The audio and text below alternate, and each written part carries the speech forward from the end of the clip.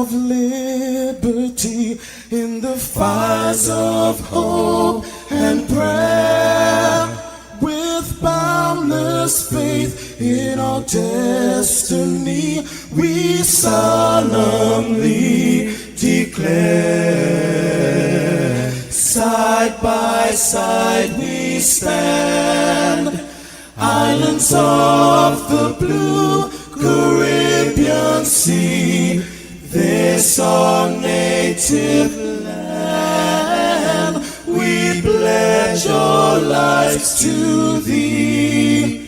Here every creed and race find an equal place, and may God bless our nation. Here every creed and race find an equal place,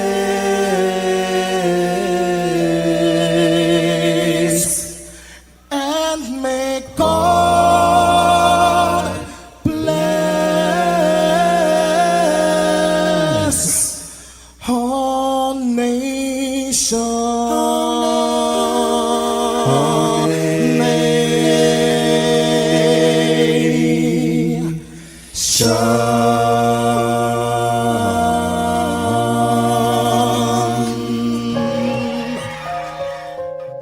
Heavenly Father, we come before you at the start of this new day, giving thanks for life, for health, and the opportunity to serve through this station. We ask for your divine presence to guide us in all we do. Bless this broadcast, that it may be a source of inspiration, joy, and unity to all who tune in. Whether near or far, may our words uplift, our music heal, and our message bring light to those who need it most. We pray for our listeners, wherever they may be.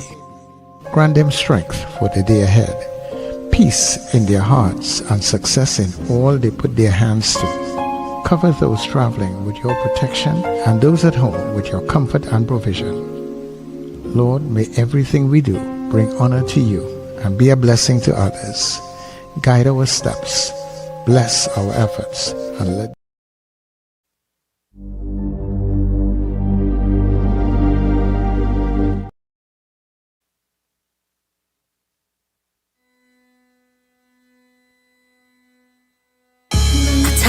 worried and I'm feeling the pain. My faith's been tested time and time again. Oh, but my spirit is determined to believe and to overcome life trials that seem to never done. But still, I kneel before you with a praying song. Lord, I come to pray for the strength and the faith that's required. Amen. I pray for my people to not lose their fire. Amen. For those who suffering in silence, amen. Grant them wisdom, cures, clarity and guidance, amen. I pray for the young and I pray for the old. Cover their minds, Lord, don't let them lose control. Though we stand in sin, our transgressions are many. Thank God for the life that He gave me. To all you who doubting and losing faith, time to congregate, no time to separate. I'm calling on the prayer warriors in the country. Come for Trinidad, need we, cause I say Trinidad need a blessing, Tobago need a blessing, Tobago need a blessing, amen. Trinidad need a blessing, Tobago need a blessing, Tobago need a blessing, amen. Life is getting harder to manage, oh yeah. The plan you had for us, it's vanishing because the violence. Lord, the nation in distress, what's it gonna take? We need a rest. It's time that we repent and we confess. Cause Lord, I'm tired of the bloodshed, it rising in numbers. Amen. I'm tired see the youth choose the path of plunder. Amen. Can't walk the street in peace is a problem. Intervene, please save your children. Amen. I pray for them gangs and surrender your soul.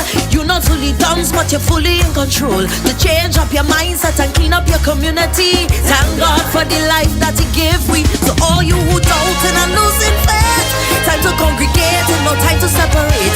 I'm calling all the prayer warriors in the country.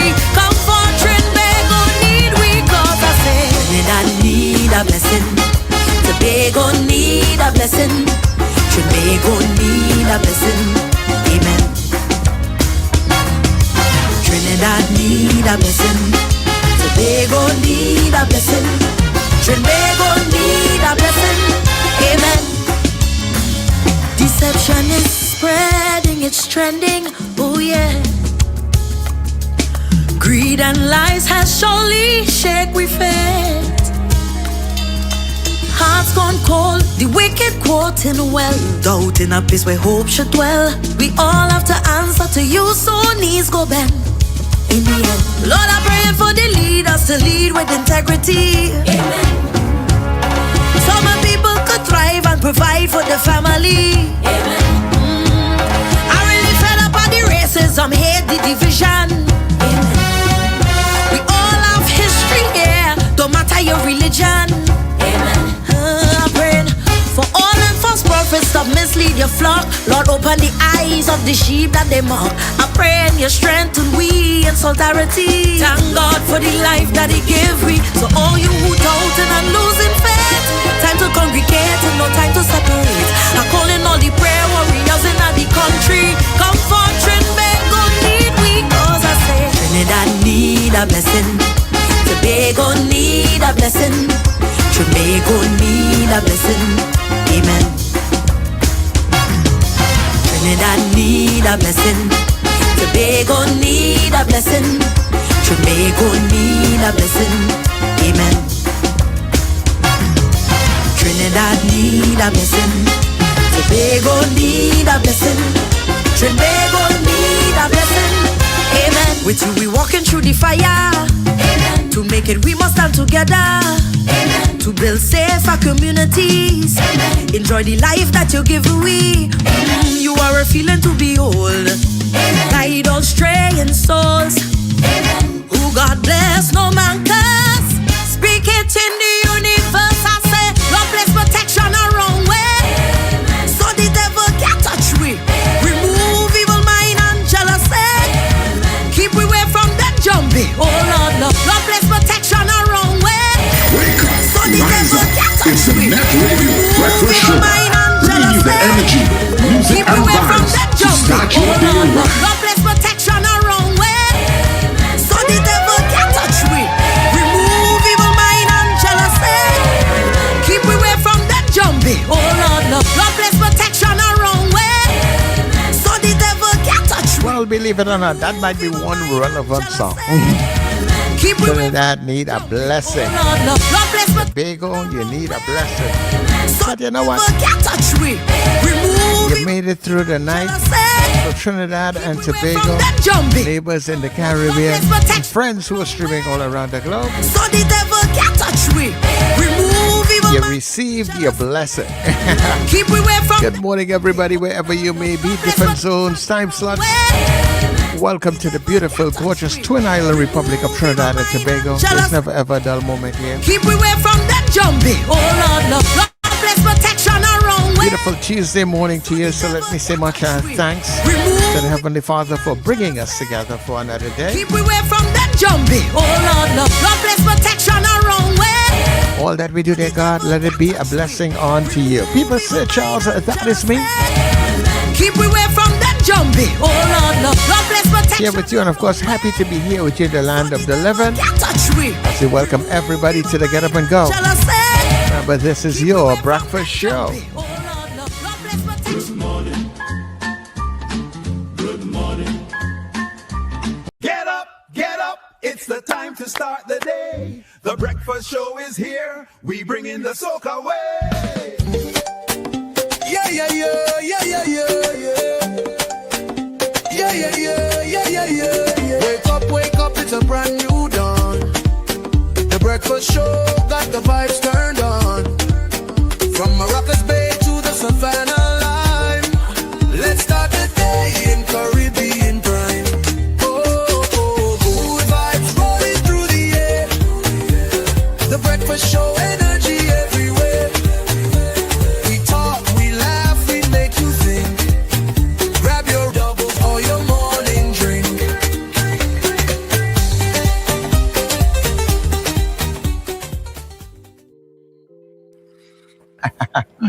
All right, so we are here with you. Good morning, everybody, and of course, welcome to the breakfast show. We're happy to be here with you, and we promise you great programming throughout the day, being here on the net. So, to our co-hosts coming in one by one this morning, to Richard, who I'm sure will join us in a little bit, and of course, Wendell. Wendell, good morning. I'm here. Good morning, Sir Charles. Good morning, Richard. Good morning, Trinidad and Tobago. And good morning, listeners and viewers all over the globe. It's a beautiful Tuesday morning in Trinidad and Tobago, as I'm sure it is in other parts of the globe. But today, of course, is Cinco de Mayo. What is that? It's Spanish for the 5th of May, and it commemorates the Mexican Army's unlikely victory over French forces at the Battle of Puebla on May 5th, 1862. And while often mistaken for Mexican Independence Day, which happens on September 16th, it primarily celebrates Mexican heritage, culture, and resistance against foreign intervention, particularly within the United States. So if you didn't know, now you know. That's the meaning of Cinco de Mayo. That's today. Now you know. Now you know. If you didn't know. All right. Well, I didn't know all of that, so thanks. That's all right. That's all right. I've heard it before, but I never really paid attention to it like that. But yeah, thanks. Yeah, a lot of people associate it with Mexican independence, but it's not. It's not that. It's their victory against the French forces. All right. Of course, today is Tuesday, May 5th. Tuesday. All right. Yeah. Last night too, I saw some news coming out of that battle with Venezuela and Guyana over the Essequibo space, and I had posted something about what a British barrister had said. He delivered a sharp and striking presentation describing Venezuela's case as magical realism rather than grounded in law. So I don't know if a final decision has been made on that. I will check on it later.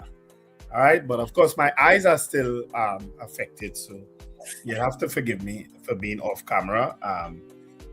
Yesterday it wasn't bad, and then it's like I lie down and I get up and it's terrible.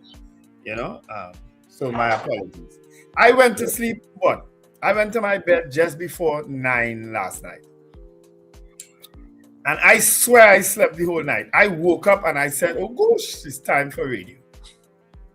And so I got up, I used the bathroom, and I went back and I looked at my watch, my clock. You know what was the time on my phone? 12 o'clock. 12:12. 12:12. Yes. I said, my God. You know what happens next. You can't go back to sleep. No, boy. And that's why I can guess it so well, because I have plenty of those moments. But anytime I go to bed like 9 o'clock, and sometimes I'm trying not to go to bed by 9 o'clock, because this happens to be all the time. So I try to I have to stay up at least till 10:30, 11. But sometimes I'm so tired I can't keep up. And anytime I go to bed too early, I get up at that time. Does that happen to you, Richard? I seldom get to bed by 9. You seldom get to bed by 9? Yes, it's very seldom. Okay. So I mean, my usual going to bed hours are much later. Yeah. So mine used to be. No, I go to bed early now because I watch news and then I watch Jeopardy, which coincides with the news now. So I cut off from the news and I go to Jeopardy. And then I switch to Friends. I have a routine, I switch to Friends, and that's where I fall asleep most times. But then I will inevitably get up. Sometimes it's, like last night it was the worst. It was just after midnight, and then sometimes it's 1 o'clock in the morning, 2 o'clock in the morning, and that's it. That's it for sleep on me. I usually get to bed by, for the earliest, 10:30, 11. Latest. There are occasions I go to sleep late. Well, I don't sleep. So anyway, let me don't even bother to go there. I have one birthday greeting, Richard, before I say good morning to you. It is a very happy birthday to her great niece, and I'll tell you who it's coming from after. Zaya Paul in Toronto. She is 7 years old today. 7 going on 77. Ooh, I wonder what that means, boy. Maybe she's a kind of stuck up little girl. No, she just probably a little precocious. Yes, precocious. That's the word I'm looking for. Have a wonderful day, Zaya. Lots of love, hugs, and kisses from Auntie. We'll see you all soon. And that's coming from Scorpion Pepper. Well, I don't know. Scorpion, I don't know if Zaya knows yours that. Does Zaya know your Scorpion Pepper? I don't know. You didn't say if to use your real name on it. But anyway, Zaya, your auntie from in Trinidad, who is coming up to Toronto very soon, bringing lots of gifts for you. So don't worry, Zaya, you don't need gifts from anybody else. This auntie said she's going to be bringing everything that you need. All right? So happy birthday, Zaya. All right? And anyone else celebrating a birthday today, when I have these special birthdays, I don't like to join anybody else's stage. All right?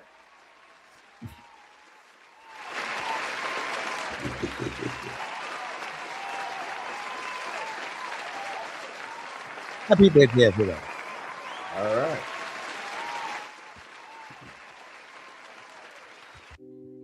All right. So, Richard, officially, good morning. Yeah, good morning, guys.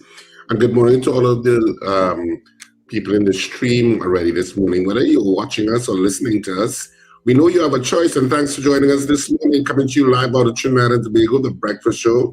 And of course, good morning to my co-hosts, Wendell and Sid Charles. Good morning, guys, on this Tuesday morning. Good morning, Richard. My apologies for not being here yesterday. I was exhausted. I didn't even send on a message. I was so tired. We realized that. Realized that. I was so tired. But people reported to me that you were bad talking me, but people said they had my back. Oh, no. Mrs. R and Zena and Charmaine and Katian and Eunice and Tinto. Yeah. They were railing against you as an old man. They call you old man. I said, no, they can't call Richard that. Man in the balcony, you know. I know it wasn't them, because I know they're not like that, but I know you all are. No. Well, you see, you need to go back and watch the program yesterday then. That's your homework today. Go back and watch the program yesterday. You realize we are telling you as it is. No, they were all over you yesterday. And I said, no, Richard is not an old man.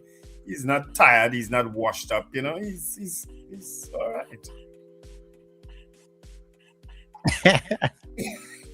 But we're happy that you're here with us. Correct this morning. Look at you. Anyway, let's read the folks in the chat now. No, we have good news for you. Good news. You ready? Good news. Good news. Oh, good news. You do the show.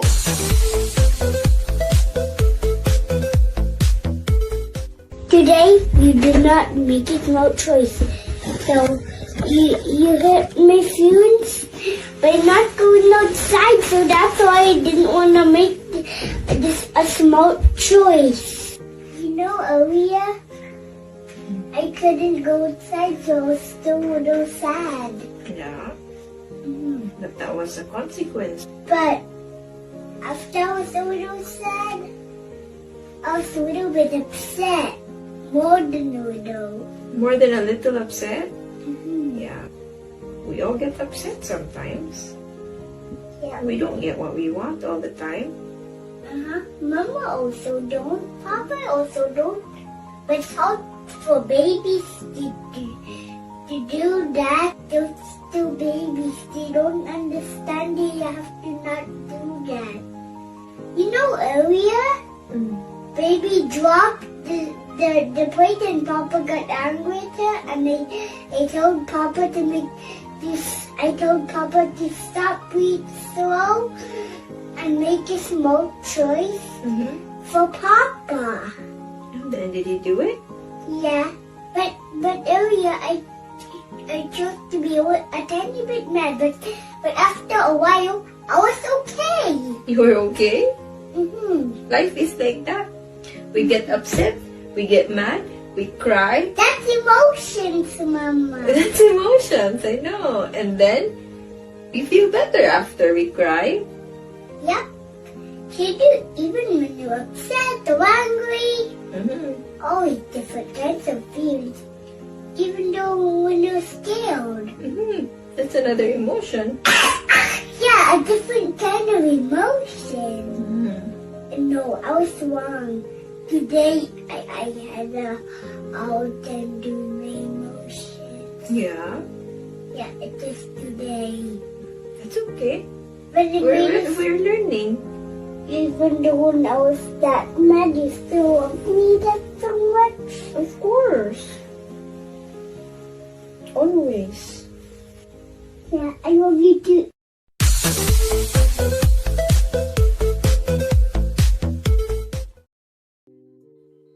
We're just talking about precociousness. Yes. That is as big an example as you could get. He looks like about 4 though. Yeah, somewhere there. Yeah. Four going on 44.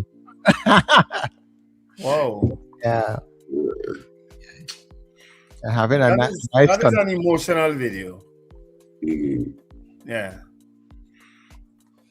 I I mean, Now enjoy we can that. now we can go to people in the chat, Wendell. Yeah, blame that on sleep, right? Sleep deprivation or whatever they call it. Eunice Dublin came in at 12:01. Eunice, I was sound asleep then and woke up just after. Anthony Tinto, grand rising to the breakfast crew and to all locked on. Shalom and happy birthday to my nieces. Who are your nieces, Tinto? Oh, Natty Harry. All right, have a great day. His niece, Natty Harry, celebrating her birthday today. Happy birthday, Natty. Valerie Mendoza says, good morning. Odell Guy, Robert Allen, Boy B. Daisy from David, Kenny in Harlem, Deborah Noel Surrett, Marlon Motley in North Valsayn. Morning, Marlon. Trinman says, good morning, gentlemen. Pleasant Tuesday to all. Stay positive and optimistic. Michael Cadet, good morning, guys. Erica Charles, Diane Payne, Suzanne Jessup, Suzanne Suzette, Corrine, Mrs. Gemma, Maria S. and Maria H. Pamela O'Connor says, blessed morning. Arlene Lewis, Bernadette and Nelicia Yates. Jeez, I have to go all the way up to the screen now. Carol Guevara says, good morning. Sherwin and Juliet Kerr. Katian Charles says, what did she say? Special morning to Arlene and Steven, not seeing you at the gym. Okay. Maria Celia says, good morning to Suzanne, Suzette, Maria H, Miss Jackman, and I guess that's Miss J and Miss Gemma. Scorpion Pepper, good morning, sunshines, happy Tuesday. Felix Kazo says, good morning to the breakfast team. Debbie Modeste, manager, that's Norris Ferguson. Robert Taylor, Marcia Rock, Carla Hercules, Apollina's, Gavin Franklin, Powder Magazine. Andrea John, that's a new name, I think. Sherma Paul, Subash from Woodland, Trini Merle Kitchen in Oshawa, Ontario. Joanne Lezama, that's also, I think, a new name. Ingrid from Tucson, Arizona. Joyce Phillip, Trinidad. Margot Magic says, grand rising. Kurt Hope in Nashville, Tennessee. David McCarthy, a Trillion to the Trillion Trio. Sankofa say, bountiful graces and blessings. Now you know Wendell heading to Mexico. I've been to Mexico already, yes. Wendell, just wait until you can see in twos. Nicola McNichols, good morning, gentlemen. Margaret Thomas, blessed day. Sankofa is chatting again. Julia Samantha, Wayne Ramsey in Fort Lauderdale, Brent Hackshaw, Melchizedek. Mrs. R is laughing. What's she laughing at? Oh, your battle Richard yesterday. Sankofa said on a serious note, rule of thumb, if one out of two, okay, I guess if it's one of us have any organ, eyes, ears, nose, etc., see the relevant specialist, especially if symptoms go beyond 1 to 2 weeks. Well, mine is not that bad yet. It's still a few days. Fox Rich, Scorpion Pepper says, thank you kindly, Wendell. She knows me as Auntie. Okay, and don't set me up dinner. I sent 2 gifts to her. If she behaves, she may get more. But she's behaving right now as we speak, Auntie. So come buy some more gifts. Canada have lots of nice choices. Mrs. Al, good morning. My breath of fresh air. That's all right. I'm sorry I'm not on camera for you this morning. And then she says, good morning, all, meaning Richard and Sir Charles. Sankofa say, if all you see Richard's face. Yeah, that's his poker face. Yes, Richard, she's quite precocious, not easy. Otter and Benjamin, good morning, guys. Stay safe. Melchizedek, sorry, guys, as you age, you will suffer from melatonin depletion. Sorry, welcome to the Do Sleep Club. Well, I've been there too long. Michael Robinson, good morning, guys, from Yokohama, Japan. Morning, Manish. Michael Eastman, the Michael's on this chat. Good morning. Sankofa says, stop, breathe, slow, and make a smart choice. Wisdom out of babies. That baby is very bright. Diana Hamill says, good morning, Stephen Wilson. Hey, Kathy, I came down with the flu. Yeah. Right. Margarita Chow, good morning, gentlemen. Miguel Gonzalez, Trini Gets Fit says, good morning. That's it on the chat. All right. So let me say good morning to Archbishop Ashton Clark and came in very early here on the WhatsApp. He's out there in Canada. Also to Callan and Kelly coming out of Carenage, Kent in Laventille, Captain Ron in Orlando, Charmaine CJ, me say it right, out there in New York. Good morning. Sandra Serrat, Brazil Village. Good morning to you people. Fifi in Ethiopia. Good day, Zina and the Powder Puff girls out there in Arima. Well, they're all over. Mahi out there in New Jersey. Rena Boodoo Jennings out there in Pity Valley. Nice to have you back, Rena. Brenda in Penal. Mr. Beeps, Mark, Mr. Beeps is sending out greetings to his niece, I think it is, he says. Let me see. No, his daughter. Right, his daughter, Kelsey, wishing her all the best in her CSEC English today. And my daughter is doing the same today, so I wish her all the best also. Frank out there in Aruka. Peter Wilson, good morning to you. An officer and a gentleman I like to call Peter. Thank you so much. So people, we are going for that break, our first break this morning on the net. It's now 28 minutes past the hour of 6 o'clock. So you know what? Get a move, make a move. We'll be back shortly.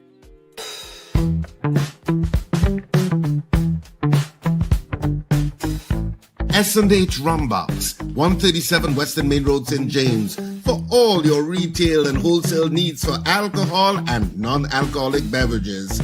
Call us at 686-0599 or visit us at 137 Western Main Road, St. James.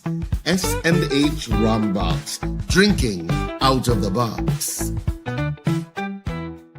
Make this Mother's Day extra special with Val's Kitchen. Treat Mom to delicious specialty cakes, including red velvet, chocolate, sponge, checkerboard, and even eggless options. Perfectly balanced, not too sweet. You can also order custom designed cakes made just for her. Plus, enjoy fresh coconut bake, multigrain loaves, and pone. Call or WhatsApp 758-0148 to place your order today. Val's Kitchen, Dabadee. Are you taking care of your sexual health and overall well-being? At Total Image and Dr. Raj Adult Boutique, we believe your confidence, wellness, and intimacy matter.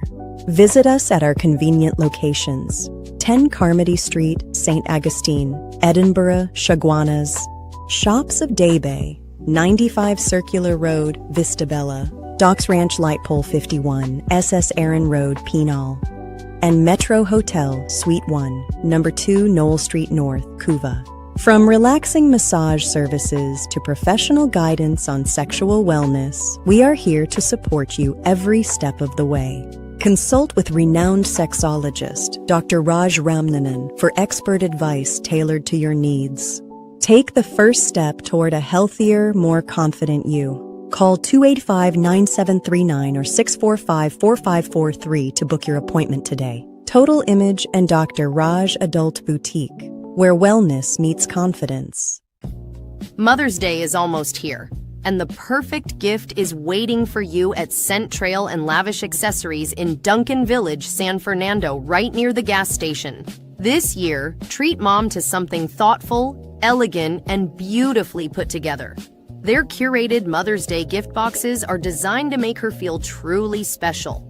Each box includes an 8-milliliter designer perfume decant, an EOS lip balm, an under-eye mask, Neutrogena wipes, and a stylish designer watch of your choice. It's a complete gift, carefully selected with mom in mind, and start at just $500. Call or WhatsApp today, 371-3877 or 265-3608. Find us on Facebook, Lavish Accessories and Scent Trail, or visit lavishtt.com. Make mom feel truly special this Mother's Day with Scent Trail and Lavish Accessories. Fabulous show. Excellent. Exhilarating. It was wonderful. Excellent. Wonderful. And I'm coming to the next show. Bring mom on her day to enjoy some of the Grandmaster's golden hits she loves, performed by some of Trinidad and Tobago's finest voices and performers. Mother's Day weekend, Saturday, May 9th at the auditorium of Trinity College East, 6 p.m. and Sunday 10th, Mother's Day at Sapa, 5 p.m. This is more than a concert. It's a celebration of mothers, music, and legacy. Who's going to take her out today? Performed by some of Trinidad and Tobago's finest voices and performers, including his son, Colonel Roberts.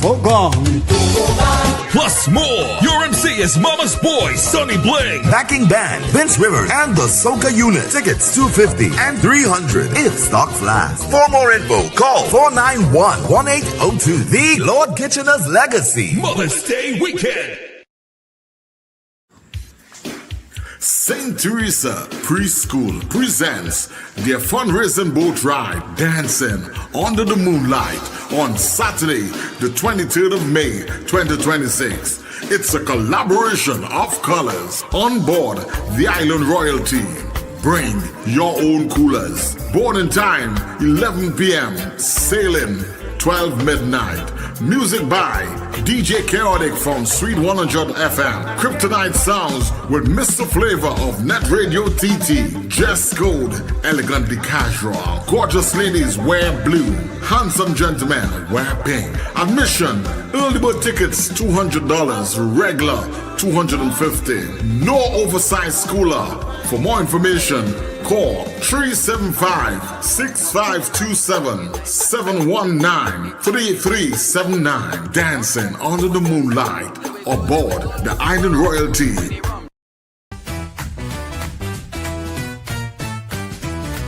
Advertise with us on New Era TT Radio, the fastest growing streaming platform for talk in Trinidad and Tobago. Audio and video ads welcome. Elevate your brand with us.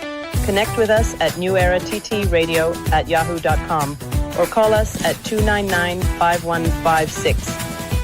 Now what are you waiting for?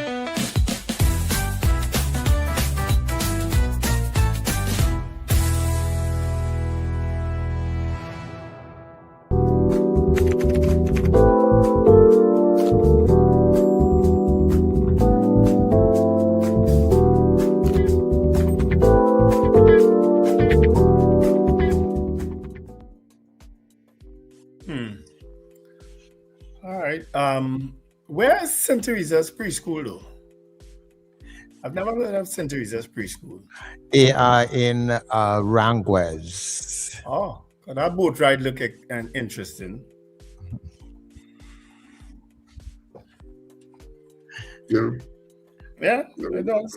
Yeah. You know what they could try, Wendell? That somebody had told me about getting sleep and melatonin being affected, which I think somebody put up in the stream, in one of the streamers. A sleep mask, believe it or not. I have a sleep mask, but I don't use it. Yeah, but they say sleep masks help with that. You mean making it completely dark, the surroundings? Yeah, help with better sleep and help with cognitive issues because of better sleep. and things like that. So it's something to try. I've tried so many different things, Richard. But try that. All right. Yeah. Okay. You know what is one of the other things you can try and do too? What's that? Is put your phone on do not disturb. No, I silence my phone. I do, and I put it away from me now, unless I'm expecting a call. Yeah, or you don't hear these messages coming in. Some people have these messages every beep, beep. Yeah. Some people I had to check every message. Oh no. Don't remind me of that. I generally silence it too. But again, I try to block out all the lights, so which means I turn off television. I try to take off all the lights around now. But it's just, I'll figure it out. I mean, it's probably too late now to figure it out. But I've tried these sleep gummies too with the melatonin in it. I've tried all that, It's just, I've tried some stronger stuff too, Try sleeping with somebody. Taking a drink, Try sleeping with somebody. Sleeping what? Sleeping with somebody. I've tried that for years. That didn't work either. Especially the person getting up in the middle of the night to... Anyway, let's go to the news, can we? And yes, it is Cinco de Mayo. I read what Cinco de Mayo means already. Get up late. I gave a narrative on Cinco de Mayo already. Police responding to this, Express Online. Police responding to domestic violence report, crash into home. That's one of the stories in today's Express Online. I hope it's not new vehicles. No, it wasn't one of the new. Well, at least the vehicle they put in the newspaper didn't look like one of those new vehicles. Man hacked to death in Aruka, murder told at 1:24. Tutor, we are going to court. I can't take all this charge. DUI suspect allegedly attacked officer. Richard, guess what a man was charged for yesterday in Point 14? Obscene language. Obscene language. And guess how it turned out? He and the officer start a fight. And the man's face gets smashed into the things. It's he fell and his face got smashed into the pavement. Yes. Obscene language, yeah? He across the road cussing going away in Point 14. Must be frustrated from something. And police see him and go to arrest him. Yeah. Anyway, 10 linked to organized crime groups named in detention orders. And of course, the main story, which we will poll today, is gang blamed for 24 home invasions. And they call the gang the Tall Boots Crew. How they arrive at that name, I don't know. But police investigators believe the 4 men shot dead by officers during a major operation last Saturday in central Trinidad were part of a group called the Tall Boots Crew, which terrorized families and were responsible for as many as 24 home invasions over the past few weeks. So we're going to poll that today because police seem to think they have cracked that case, and that'll be the end, well, I guess, of home invasions in central Trinidad. All right? So those are some of the trending stories in today's Express Online. All right, so the Trinidad and Tobago Guardian for this morning, the second and only daily newspapers. Okay, right. So the first story is connected to what you just talked about, Wendell. Following Canopia operation, Tall Boots cut down. Police believe they have dismantled central ring responsible for 24 home invasions in 6 weeks. And hopefully they have, and hopefully that's really good news. Panday criticizes government's reliance on SOE to fight crime. PCA welcomes new TTPS initiative to trace ammunition. 3 suspects held in connection with Scarborough murder, and Shamfa not interested in replacing John Bates. I didn't know that was a consideration, but apparently it is. TT-SEC in transition, assessing risks and eyeing virtual assets. In case you didn't know what TT-SEC is, it's the Trinidad and Tobago Securities and Exchange Commission. TNT at an early stage of digital payments, experts say. CBTT, the Central Bank of Trinidad and Tobago, says we have no authority to regulate Republic Bank fee hike. And TTNGL, give shareholders US dollar dividend option. And Rocky Point Development gets environmental clearance. And nationwide licensing office shutdown sparks frustration. Did that happen yesterday? Nationwide licensing office shutdown. Oh, I'm not. First time I hear that. Frustration. And in sports, TTFA appoints King as senior team head coach. Yeah, congratulations, Derek King from Arima. He's an alderman in the Arima borough. Congratulations on being appointed, on finally being appointed the head coach, as opposed to interim head coach. You know, because this is his second or third stint. So he's been appointed the actual head coach, I think, for a year. You know, so congratulations to him.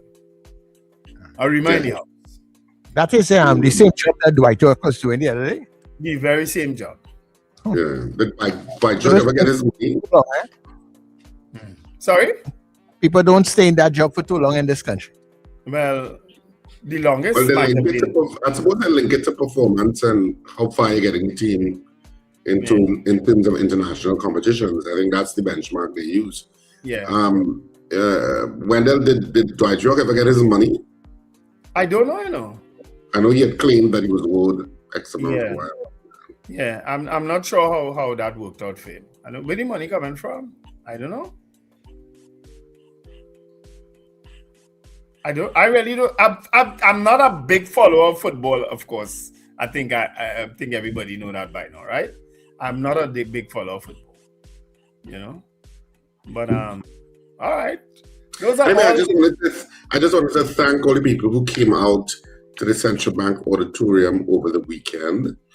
We had, 2 wonderful shows over the weekend. So I just want to say thank you for coming out and supporting live theater. We appreciate all of you. So thank you so much for that. And so our next show is, just in case if you're wondering, is going to be at the end of May. I know CJ was trying to get me to do shows in mid-month when she'll be here, but it's very, you don't know how difficult it is to get space sometimes to do plays, because the main theaters are always booked with something. But we are back on at the end of the month with Scandal in Cedrus, which has been having a phenomenal run. We'll be back on at the end of the month. And when I mean the end of the month, I mean literally the end of the month. Friday the 29th, Saturday the 30th, and Sunday the 31st of May at Cipriani College. So that's when we'll be back at Cipriani College. And maybe our final shows at Cipriani College before we move to our final shows at the other venues. So we are back on Friday the 29th, Saturday the 30th, and Sunday the 31st of May at Cipriani College. That's when we'll be back. So we're on a short break, which I think actors well deserved. I think people were exhausted after the weekends. We have a couple of weekend break. Yeah, we have a couple of weekends free.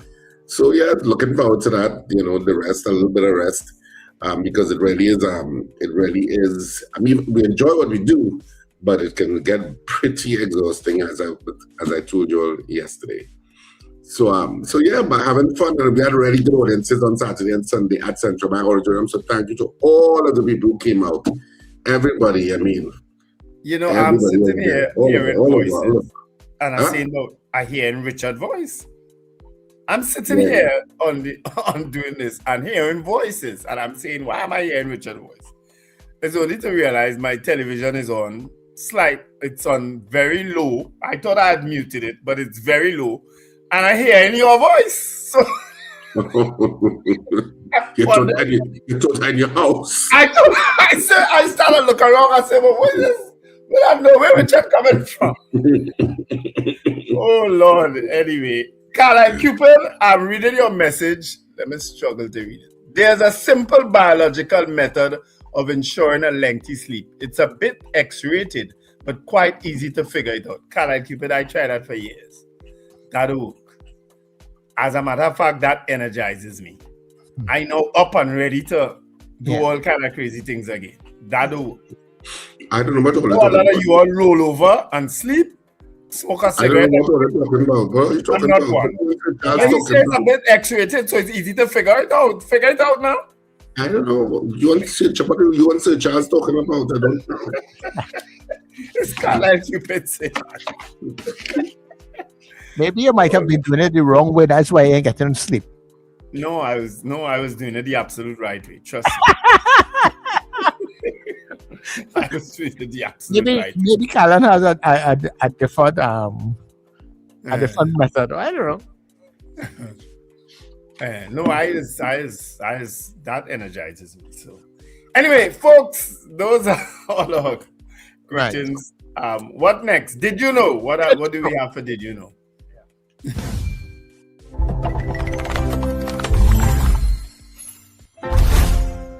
So let's talk about the voodoo doll. The idea of stabbing needles in dolls to hurt people doesn't come from Africa, Haiti, or New Orleans. Comes from England. Witches in England use a small doll about the size of this cucumber known as a puppet. And they would take these wax dolls and take the hair of the people that hurt them, put them in these wax dolls and take these long ass needles and start stabbing these dolls with these needles, but not to hurt that person. Let me defend my pagan witches because even they are getting a bad name right now. They're not evil. The only reason we believe that witchcraft is evil is because of Christian colonization. How did it end up being a voodoo doll? So as people of color, back then it's illegal for us to go to the hospitals, to marketplaces, but the most important thing, it's illegal for us to read or write. But I'm the voodoo priest. You come over to me, little cousin, you say, Roby, I got a headache and this headache will not go away. Okay. I'm going to dab a little lavender oil right there under your nose. I'm going to start making a doll that looks I'll do it. I'll make a doll that looks exactly like you to the best of my ability. Once we're done, I'll take a needle and put it in the head of the doll. And I'm going to take that doll and put it up there on the shelf. Then you can go home. So the next week when you come back to see me, you can be like, Roby, that's my doll up there. That's the doll we made together last week. And I take that doll off the shelf and I see there's a needle that I placed in there in the head of the doll. So I'm going to ask you, the last time you came to see me, I see I worked on your head. Is your head feeling better? If you say your headaches are gone, I'm going to remove that needle out the head of that doll because the chamomile stuff worked. But if you say no, I'm going to leave the needle in the head of the doll because what I did didn't work. The voodoo doll is a record-keeping device. It's a medical chart. It's illegal for black people to read or write. Whoa. That's it. That blows my mind.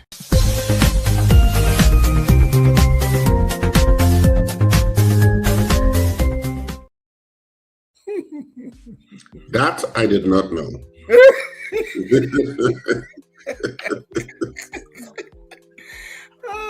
That I did not know. That blows my mind. Witchcraft started in England. I mean, yeah. Did it? Well, that's what he said. He just said Yeah, that. yeah, well, yeah. I mean, I'm almost certain he's correct. You ever tried making a voodoo doll of somebody, Vandal, and poke it? Yes. I have voodoo dolls now as we speak. You, Sir Charles? No.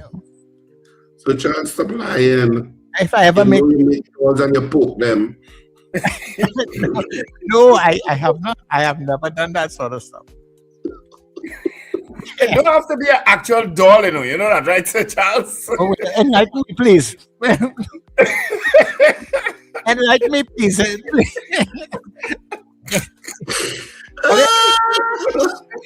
I'm talking in parables now. Talk direct. Oh, God. As Mexicans celebrate Cinco de Mayo today, they believe in a lot of that too, eh? You know that, right? Yeah. In Mexico, have a lot of that, eh?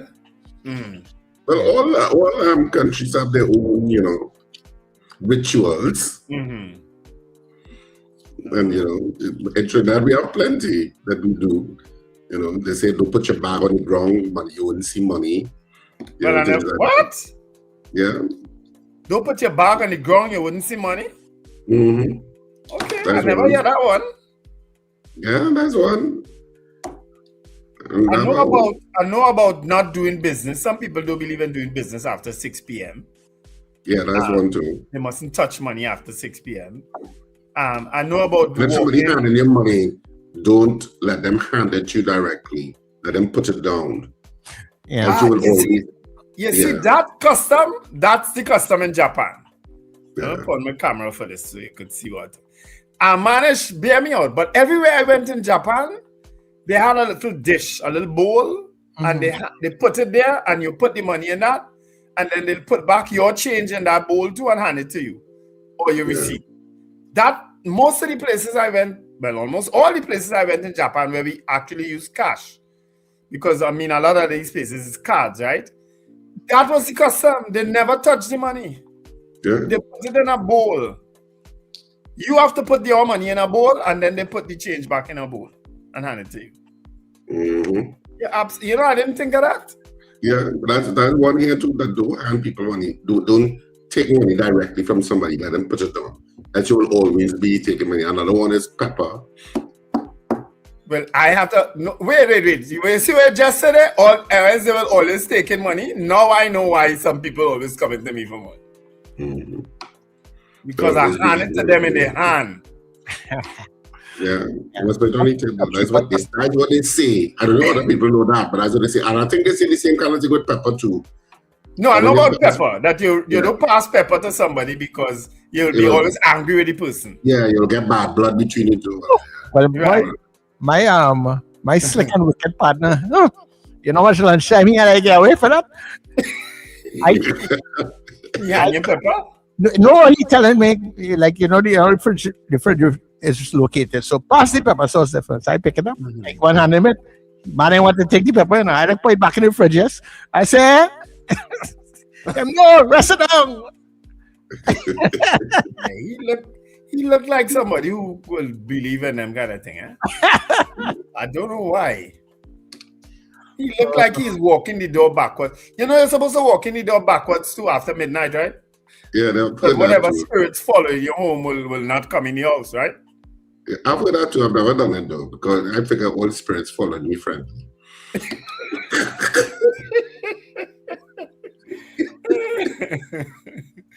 Yeah. That's it, guys.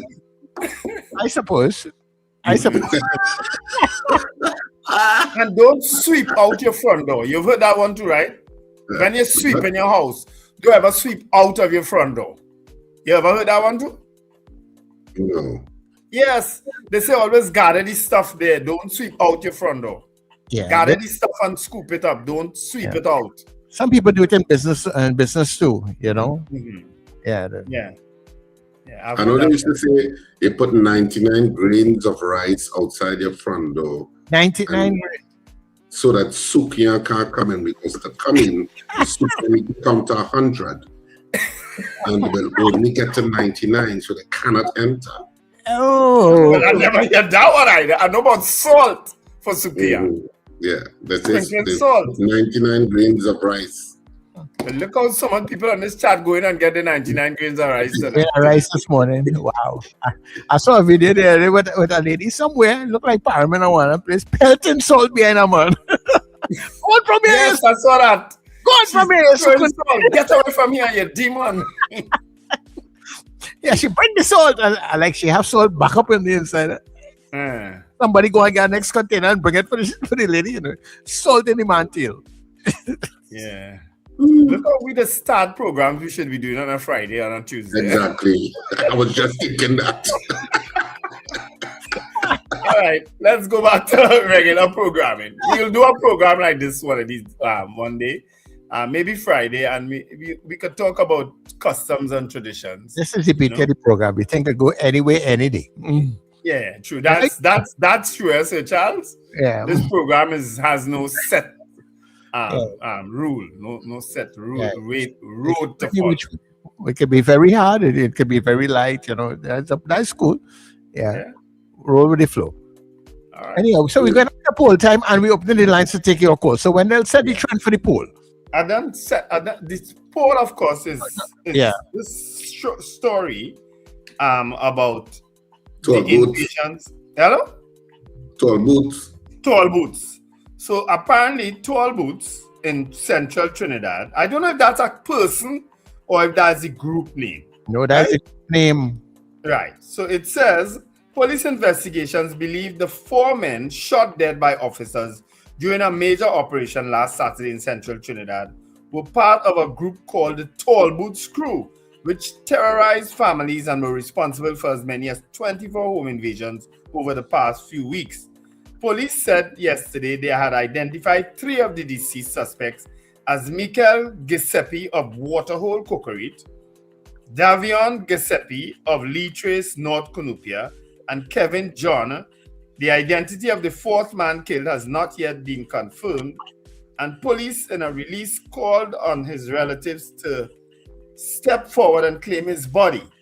Sources told the newspaper that the suspects, who were linked to multiple home invasions across Cunupia, Chaguanas, Freeport, Las Lomas, and Longdenville, are believed to have targeted homes after midnight, wearing tall garden boots and cutting through burglar proofing, frightening victims into revealing the wealth of their neighbors and stealing valuables before fleeing. In some cases, victims reported that mobile phones taken during the robberies were discarded in toilets inside the homes, while money, jewelry, electronics, and alcohol were also stolen. Investigators say the pattern closely matches incidents reported last Thursday when 3 families in central Trinidad were robbed within hours of one another. In those cases, the suspects escaped before police arrived. Police believe the group had a nearby hideout and may have used it as a base of operations while carrying out a string of coordinated home invasions over several weeks. 2 other suspects were arrested during the operation. One lives at Samson Road in close proximity to several of the crime scenes. The other, who goes by the alias 3Pop, was described by police as a priority offender, a person of interest. One of the captured suspects hid in the bushes for hours, calling his relatives by cell phone and begging for a lawyer to come get him so he could surrender without injury. Lawyers again. He was eventually arrested without incident. Preliminary investigations indicate that this group is linked to approximately 24 reported home invasion incidents within the Central Division and surrounding areas. All right, so that's the story that we will poll today, people. 3 of these young men are dead. One from Cocorit, Waterhole in Cocorit, but maybe he's related to the other guy because they carry the same surname, the one from Central. Yeah. So that's the story. Okay. All right, so the poll is up. Do you believe the TTPS has cracked the case with house invasions in central Trinidad as a result of what Wendell just read there? So do you think the TTPS has cracked the case with house invasions in central Trinidad? Of course, we're taking your calls at this time before we go to the 7 o'clock news. 281-1315, 281-1315. The lines are open. 281-1315. Okay, good morning, caller. Good morning, gentlemen. Good morning. There's two incidents I'd like to discuss. One, there's a video circulating of some men chopping up a man in the bushes. I don't know if you all saw it. They seem to be chopping up the man's head or decapitated. I don't know what they were trying to do because dead is dead. I don't know if you could kill somebody after they're dead. It's a ridiculous I saw that yesterday. Act. Yeah, it's a ridiculous act. However, I didn't see that one. Thank God. I want to set it for you after, Wendell. What I am disturbed about. No, say it now. What I am concerned about is that when we hear certain crimes, we love to blame Venezuelans for it. And I'm glad that this video came out because it proves what I've been saying all the time, that we now start doing these things. These kind of crimes have been happening in Trinidad for the longest time. But all of a sudden we get amnesia. When certain crimes happen, we like to point the finger at Venezuelans. Venezuelans do that. We have been decapitating people in Trinidad for decades. I don't know if we forget all the headless bodies we used to find in the crematorium. We've been doing that. So I'm glad that a video has appeared, as bad as it is, to admonish us that we wouldn't just start to point the finger at Venezuelan people when these things happen. Yeah, but they didn't say that the video was in Trinidad also, Lincoln. Well, they didn't say Trinidad, but definitely Trinidadian was the narrator of the video. Probably, but they said that it was in St. Vincent or Nevis or someplace like that. Really? Okay, I didn't get that. Reference a poll question. I want to answer it with an explanation. I do not believe that whether the TTPS has cracked a case. When you kill everybody, you ain't cracked no case. No, people have been arrested, man. Lincoln, 2 people arrested. 2 people have been arrested that has not been charged. You can't tell me you're holding somebody for 48 hours. After the 48 hours, you're going to wait now to go to some senior police to hold them for 7 days. And you know it's a home invasion to do. Yeah, that is you're grabbing people. That is you're grabbing people. Hold on, Sir Charles. That is grabbing people who was in the vicinity and trying to find a charge to pin them on. If you had evidence of the people, you would have charged them with that. Not hold them for 48 hours. Wait after the 48 hours. Go on to a senior person to hold them for 7 days, and you ain't charge the people them. That is, as far as what I read, is grasping at straws. That's how it sounds, I have to admit. That's how it sounds, I have to admit. Say that again? I said that's how it sounds to me also, that I have to admit. Yeah, but Lincoln, we'll pick it up on the other side of 7, please. Okay then. Yeah. Yeah, I didn't understand that part of the that came out yesterday. That the 2 suspects you have for the home invasion, that you could only hold them for 48 hours and then you had to seek a senior officer to hold them for further. We have PDOs now. PDOs letting go left, right, and center now. You know what I mean? Well, but it might be this situation might be different. So, with that, how you be able to hold people and stuff, every situation may not be the same. But what I wanted to ask... What could be more serious than a home invasion where 3 of your alleged partners get killed? Yeah, but I'm not saying that. I'm saying maybe the process, it could be different, in achieving a particular goal. But what I'm trying to also say to Lincoln, as you were saying, do they not have to take time to build a case, to put things together? Look in the situation in the guy in the person in Tobago with the jet ski. People were mad because after the police held them, they had to let him go or whatever is the case after a certain time. But now that has gone to the DPP and most likely the person might be charged. There's a process, what I'm trying to say. Okay. Yeah. No, it may sound tame, but no, I laugh because somebody said it here too, on the chat, on the thing. Intelligence and police cannot go in the same sentence. Something I've always said. All right, so we are going for the news. Yes, go for the news. Go. Hey, reading the poll again for the people. Oh, sorry. Oh, you're on a small writing. Let me zoom up. Do you believe? I know I composed it here, but I still had to zoom up.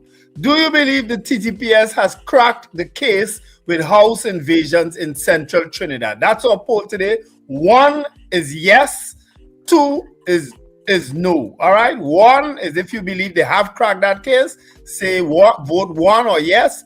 And if you believe they have not cracked the case, vote 2 or no. All right. Thank you.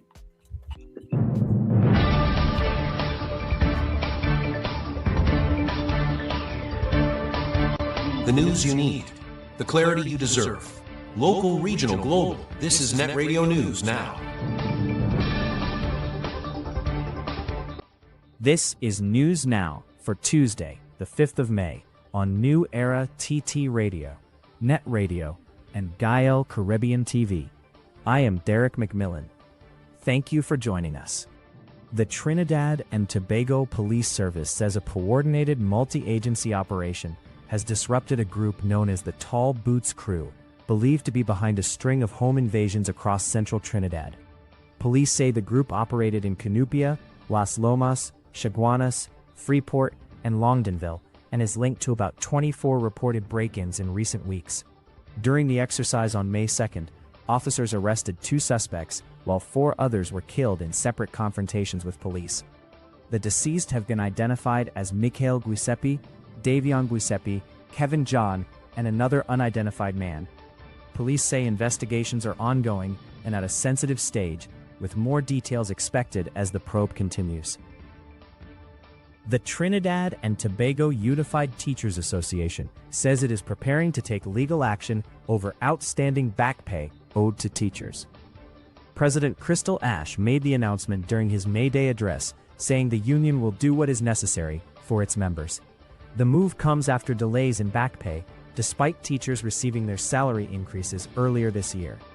Ash says some teachers, particularly in Tobago, are still waiting on payments more than a year after negotiations, placing them under financial strain. The union had accepted a 5% wage increase for the 2020 to 2023 period. But while salaries were adjusted in March, back pay remains outstanding, with no clear timeline. He says the union is hopeful the issue will be resolved soon, but warned further action will be taken if necessary. The National Gas Company of Trinidad and Tobago Limited says it did not sponsor a concert held on May 2nd at the Queen's Park Oval, despite claims circulating on social media. In a statement, the company said the confusion appears to have come from NGC-branded signage visible near the stage, stressing it has not sponsored any event at the venue. NGC explained the signage was tied to a long-standing commercial arrangement with the Queen's Park Cricket Club, which involved the installation of a digital replay screen in exchange for branding rights and use of a corporate box. That agreement lasted more than 12 years and ended in September 2025. The company said it is now taking steps to remove its branding from the facility. A new Marriott-branded hotel is set to be built in Tobago after receiving environmental approval. The Environmental Management Authority granted clearance for the project at Rocky Point, Mount Irvin, which will include a 200-room hotel, villas, and recreational facilities. Developers say the project is expected to boost tourism, increase visitor capacity, and create jobs. The EMA says the development was subject to a full environmental assessment, with measures in place to protect coral reefs, sea turtles, and coastal areas. Additional approvals are still required before construction begins. The Penal Day Bay Taxi Drivers Association has introduced new measures to address complaints about inconsistent fares. President Davinand Lal says drivers are now required to display official fare lists inside their vehicles to ensure transparency for passengers. He says fares have been standardized with no increases, but with clearer breakdowns to reduce confusion and disputes. The association also clarified it is not affiliated with the Southwest Taxi Association, which operates along similar routes. The move comes amid ongoing concerns from commuters about overcharging, with the association saying it is working to improve accountability and rebuild public trust. In international news, Donald Trump says the United States has carried out strikes on 7 Iranian fast boats in the Strait of Hormuz as tensions escalate in the critical global shipping route. U.S. Central Command says helicopters were used to destroy the vessels, but Iran has not confirmed the strikes. The operation is part of Trump's Project Freedom, aimed at escorting stranded commercial ships out of the strait. Shipping giant Maersk says one of its vessels has already exited the Mantika with U.S. military support. Iran, however, insists the strait remains closed and says it fired warning shots at U.S. warships, claims Washington denies resulted in any hits. Meanwhile, the United Arab Emirates says it intercepted missiles and drones it blames on Iran, including an alleged strike near its Fujairah oil facilities. South Korea is also investigating a suspected attack on a cargo ship following an explosion on board. Iran's Foreign Minister Abbas Araghchi has warned the situation has no military solution, calling the U.S. operation Project Deadlock. And that is NETT Radio News at this time. Stay with us for more great programming on the other side of the break. That was news now. Stay informed with New Era TT Radio. NETT Radio.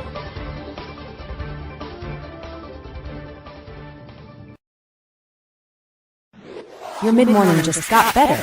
Join Sir Charles for the mid-morning mix and mingle, where good music, real talk, health, and family matters come together, and your voice is heard. Whether you're at work, on the go, or just taking a break, this is the perfect mix to keep you engaged, informed, and entertained.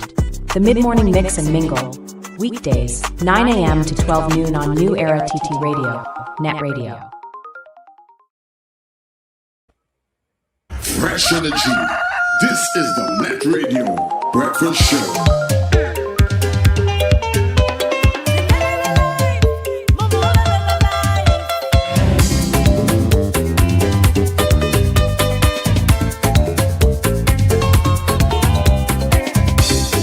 Enjoying the morning breeze, watching the day unfold. God that works is wonderful. It's something to behold. Well, if you love life as much as I do, put something in the air now. And if you love Jah as much as I do, put something in the air. Let me see your hands up, everybody. Hands up, everybody. Hands up, everybody. Let me see your hands up, everybody. Hands up, everybody. Hands up, everybody. Well then, raise the glass, take a toast, wave your hand from coast to coast. Take out your phone, make a post. Life is the utmost. Raise the glass, take a toast, wave your hand from coast to coast. Take out your phone, make a post. Life is the greatest thing, now sing. Life is the greatest. Life is the greatest. Life is the greatest. Life is the greatest thing, now sing. Life is the greatest. Life is the greatest. Life is the greatest. Life is the greatest thing, oh yeah. Take a look around you, front and look behind you. Jah works is everywhere. And if you take a look inside you, somewhere deep within you, trust me, He's always there. Well, if you love life as much as I do, put something in the air now. And if you love Jah as much as I do, put something in the air. Let me see your hands up, everybody. Hands up, everybody. Hands up, everybody. Let me see your hands up, everybody. Hands up, everybody. Hands up, everybody. Well then, raise the glass, take a toast, wave your hand from coast to coast. Take out your phone, make a post. Life is the utmost. Raise the glass, take a toast, wave your hand from coast to coast. Take out your phone, make a post. Life is the greatest thing, now sing. Life is the greatest. Life is the greatest. Life is the greatest. Life is the greatest thing, now sing. Life is the greatest. Life is the greatest. Life is the greatest. Life is the greatest thing, oh yeah. Life over, mama. Life over, mama. Life over, mama. Life over, mama. Life over, mama. Life over, mama. Life over, mama. Life over. Oh, it's just got better. You're locked into NETT Radio Breakfast Show, fueling your day with the best music and real talk. All right, and of course, welcome everybody. Welcome inside the second hour of the breakfast show. And of course, yes, you are listening to New Era TT Radio, NETT Radio, taking you above and beyond the heartbeat of the Caribbean. Really good to be here with you on this Tuesday morning, right? Good morning to the Anthem crew, and of course, everybody joining us throughout the morning period so far. Thank you for making us your choice, right? Of course, let me also say good morning and thanks to the folks out there at Gaia Caribbean TV. Thank you very much, guys, for being with us. So as we continue moving through this day, of course, the breakfast show, Wendell Stephen, Richard Ragobar saying, yours truly, Sir Charles, keeping you company Monday to Friday, right? Remember, people, when we come off of the TV and Facebook and YouTube feeds inside of the next hour, it could be the later part of the next hour. Of course, you can come across netradiott.com and you can listen to our great programming all day and every day, right? Yeah, you got programming throughout the entire day. Also, you can go and listen to us on any one of your streaming devices and apps. So whether you're on TuneIn, Radio Garden, MyTuner, Simple Radio, Online Radio Box, all you have to put in the command is NETT Radio Trinidad. NETT Radio Trinidad, and you'll be able to listen to us on any of those streaming platforms. That way you're able to give us... to give your smart devices that command, play NETT Radio Trinidad, Alexa. Also, don't forget to support our social media pages, Instagram, Facebook, TikTok, YouTube. Support all of our channels. Put your stamp on it. Remember to like, follow, subscribe to all of the channels so that we can get those numbers up, okay? Also, while you're on our channels, you can also hit that donate button, because that is how we are able to stay on air. And you can also, people advertise with us here on NETT Radio. You can just give us a call. You know our numbers. Just give us a call. We'll hook you up ASAP. One more thing for you though. Don't forget also, you can join our WhatsApp channel. So you can just text the word send link, and we will send you the link to join our WhatsApp channel. Send it to any one of the numbers that you know. Right? We will get back to you. So the morning poll is up and it's out. Remember, you're voting yes or no. The question being, do you believe the TTPS, Trinidad and Tobago Police Service, has cracked the case with house invasions in central Trinidad? Do you believe that? Yes or no? 1 if you're voting yes, 2 if you are voting no. And when we come back, we will tell you exactly how you voted, right? So stay with us here on The Breakfast Show. Fabulous show. Excellent. Excellent ratings. It was wonderful. Excellent. Wonderful. And I'm coming to the next show. Bring mom on her day to enjoy some of the Grandmaster's golden hits she loves, performed by some of Trinidad and Tobago's finest voices and performers.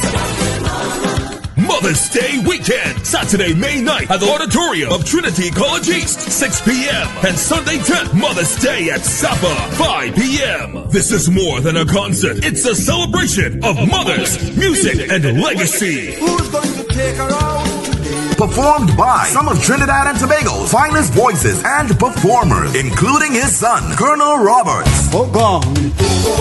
Plus more. Your MC is Mama's Boy, Sonny Bling. Backing band, Vince Rivers and the Soca Unit. Tickets $250 and $300 if stocks last. For more info, call 491-1802. The Lord Kitchener's Legacy. Mother's Day weekend.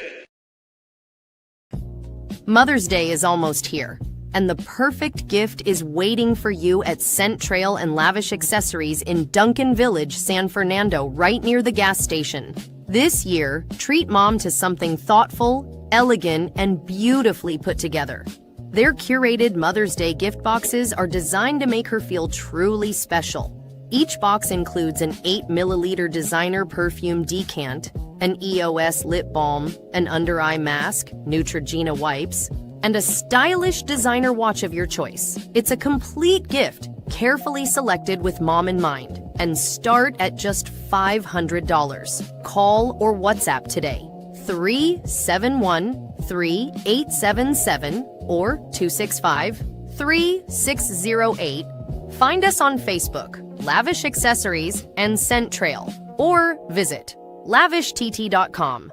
Make mom feel truly special this Mother's Day with Scent Trail and Lavish Accessories. Celebrate Mother's Day with 2 fat fellas at Cipriani Labor College. One night only, Saturday, May 9th. Bring your mother and come. 6 best comic actors: Cecilia, Kenny, Kevon, Zachary, Raisha, and Rhodey. This ridiculously funny comedy is at CLR for one night only. Tickets available at Dorman Shoe Store, Long Circular Mall, Anthony's Floral Val Park, Electronics Arima, K-Square Stores, Eastgate Mall, Brentwood Plaza, C3 Mall. CLR box office opens Thursday the 7th of May. Also online at islandetickets.com. For more info, text or call 683-0356 or 683-4843. Check our Mother's Day special on social media. 2 fat fellas! I just might.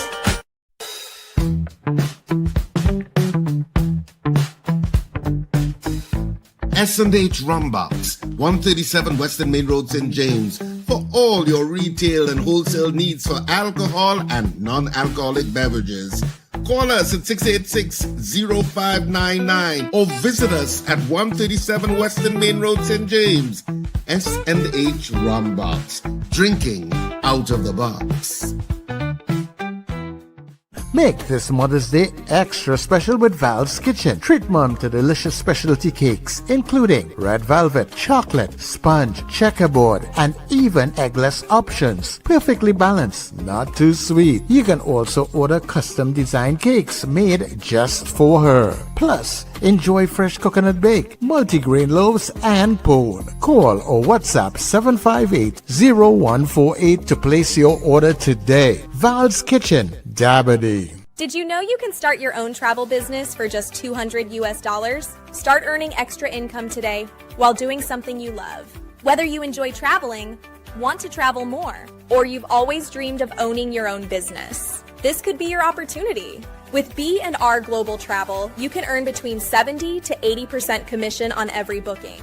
That means real income from helping others plan their perfect trips. You'll also be part of a growing team of travel professionals, learning, building, and succeeding together. Imagine turning your passion for travel into a business that works for you. More freedom, more flexibility, more possibilities. Call or WhatsApp today, 1-868-787-2593, or send an email to richardjeremiah63@gmail.com. Start your journey today. Your future starts now with B&R Global Travel. Contact us now to begin your new life of freedom and travel.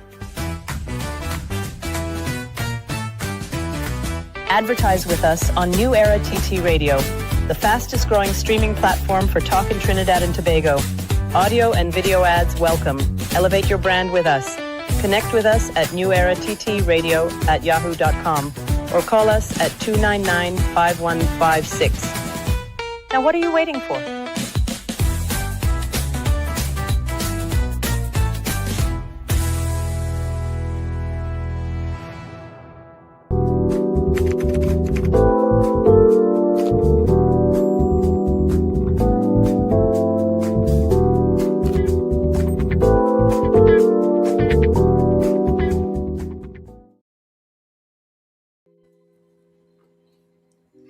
All right, everybody. So we are back. Welcome to the second hour of the breakfast show. And remember, you are listening to New Era TT Radio, NETT Radio, where it is now 23 minutes past the hour of 7 o'clock. So if you know you had to be somewhere for 7 and you're still home, you know, it's not just Trini, but you're late. So get a move on. Get a move on. So we are back. Wendell, are you back? Yeah, I'm here. Nice. Trying to put on my camera every now and then so people will know I'm actually. That you are here in the flesh. I have to work out that picture as opposed to as like you guys do. When you're off camera, you know, I have to work that out. No problem. No problem. But my face looking too greasy from the coffee. I'm gonna take it off. Yeah, drinking a steaming hot cup of coffee here. Anyway, of course, we have our poll up, people. Do you believe the TTPS has cracked the case with house invasions in central Trinidad by, of course, the killing of 3 young men from the Tall Boots crew, the arrest of the detention of 2 others, and of course, I think 2 others are on the run. That's what they said, right?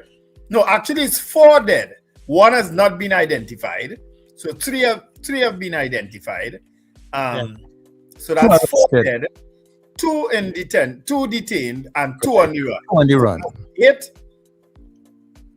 That's 8 members, right? Yeah. So I would imagine the police would have intelligence, footage of these guys, you know what I mean? Because you know a pattern, you'll see them in the toll booths. You got them. Maybe when you shot them, they had on the toll booths, you know, and or something. You were able to go to some place where you find toll. You would have to have some kind of evidence to actually say, yes, these are the guys linked to those house invasions. And you would have had footage from the different homes, the ones that have cameras, of course, CCTV, or in the area, that show a pattern with these guys, these same guys, and they all have on toll booths, right? I would imagine the police have all of that, right? Okay? I've given them the benefit of the doubt this morning that they have all of that put together so that they could deal with the ones who are alive, because 4 of them dead, right? So we're talking about the ones who are alive now to charge the 2 and find the other 2, right? Good. So let's go with the poll now. Let's go with the results. You ready, Sir Charles? Yeah. Run it. Melchizedek, I noticed your comment about Raj having plenty dolls. I don't know. We didn't do the ad yet, so you had to have gone to the store. Is that to help with sleeping, Melchizedek? I don't know. Let me know. You know. Check Raj. Raj will fix me up good. You know. All right. So Melchizedek, his is the first vote. I'm assuming it's a him. I'm balling him. His is the first vote. 2. That's a no. Cheryl Henry said yes. Margaret Thomas, 2, no. Sankofa, 2, no. Mrs. R, no, okay. Alistair Hart, 2. Intelligent and TTPS should never be in the same sentence. Margarita Chow, 2, no. Marlon Motley, 2. Diane Payne, 2. Ava Smith, 2. Trini Slick, 2. Joyce Phillip, 2. Diana Hamill, 2. Far Rockaway, 1. Sherma Paul, 2. LG, 2. Beefy Smith, 2. Lincoln Foxtrot, 2. Carlisle Cupid, 1. And he is saying they will probably have videos because of the number of incidents. Yeah, that's what I'm thinking, Carlisle. Michael Robinson, 2. Gemma Peters Walsh, 2. Avion Abrahams, 2. Susie B, 2. Kazim Mohammed, 2. Michael Oliver, Hell, 2. Magic, 2. Sadly, just can't take them seriously. Ingrid from Tucson, that's 2. Carla Hercules, 2. Robert Taylor, 2. CJ from New York, morning CJ, 2. Who vain labor, Magic? Me? Of course, I'm a Libran. That much I can tell you. Michael Cadet, 1. Edwin Joseph, 2. Rena Jennings, 2. St. Aubin, 2. Cathy Ann Townsend, 2. Valerie Mendoza, 2. Eunice Dublin, 2.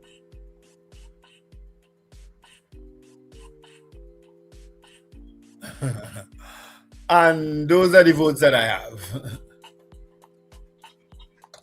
All right, okay, good. Looking well. And Fran Romani came in with a 2, just as I was about to hand over to you, Sir Charles. All right, so while anybody else will want to vote, we continue to vote while I tell you what's going on the WhatsApp channel. So we have Archbishop Ashton Clark, 2. Dre, 2. Captain Ron, 1. Peter Wilson, 2. Brenda Pinal, 2. Kurt Edwards, 2. Zena, 2. I'll make sure that them. Hey, all right. No, I didn't give it a vote here. All right. Okay. Sumdat, 2. Raymond, 2. Junior, 2. And of course, on our WhatsApp channel, we have 2 persons saying yes and 1 person saying no. Scorpion Pepper, where did you say 1? Yeah, you see, you have so much chat in this thing. I ain't seeing the 1. I practice this song for karaoke. That's a 1. That is I didn't see a 1 anywhere, Scorpion. But I may have missed it, but it's probably in the middle of all your talk. So Scorpion Pepper says she voted 1. All right. And that's it. Those are the votes.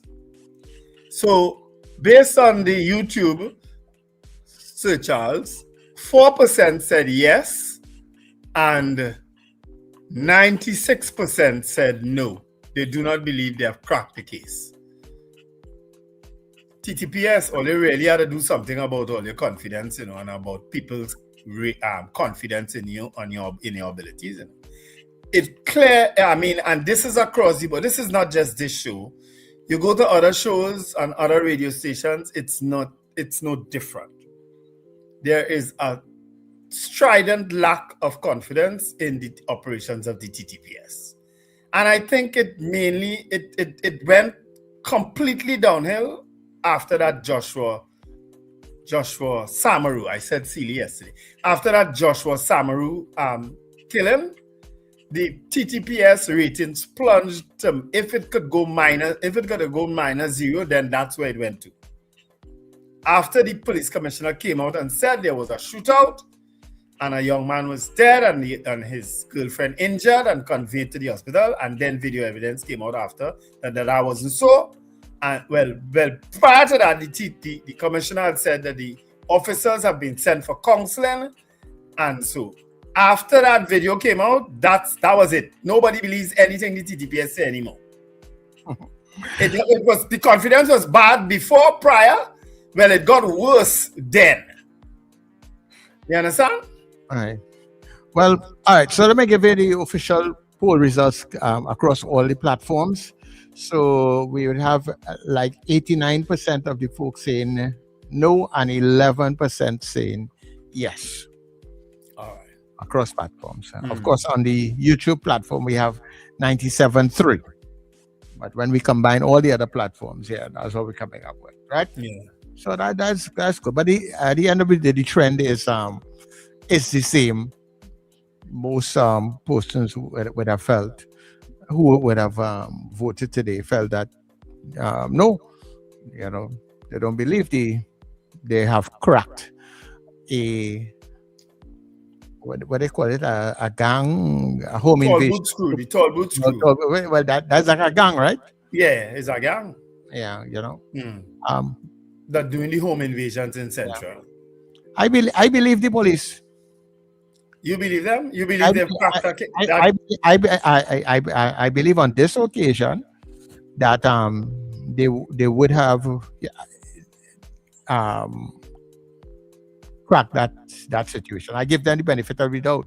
Over only time will tell. If you watch it for the next couple of days, and you see that the home invasions, especially in that area, would have stopped, it will tell you if the police is lying to you or not.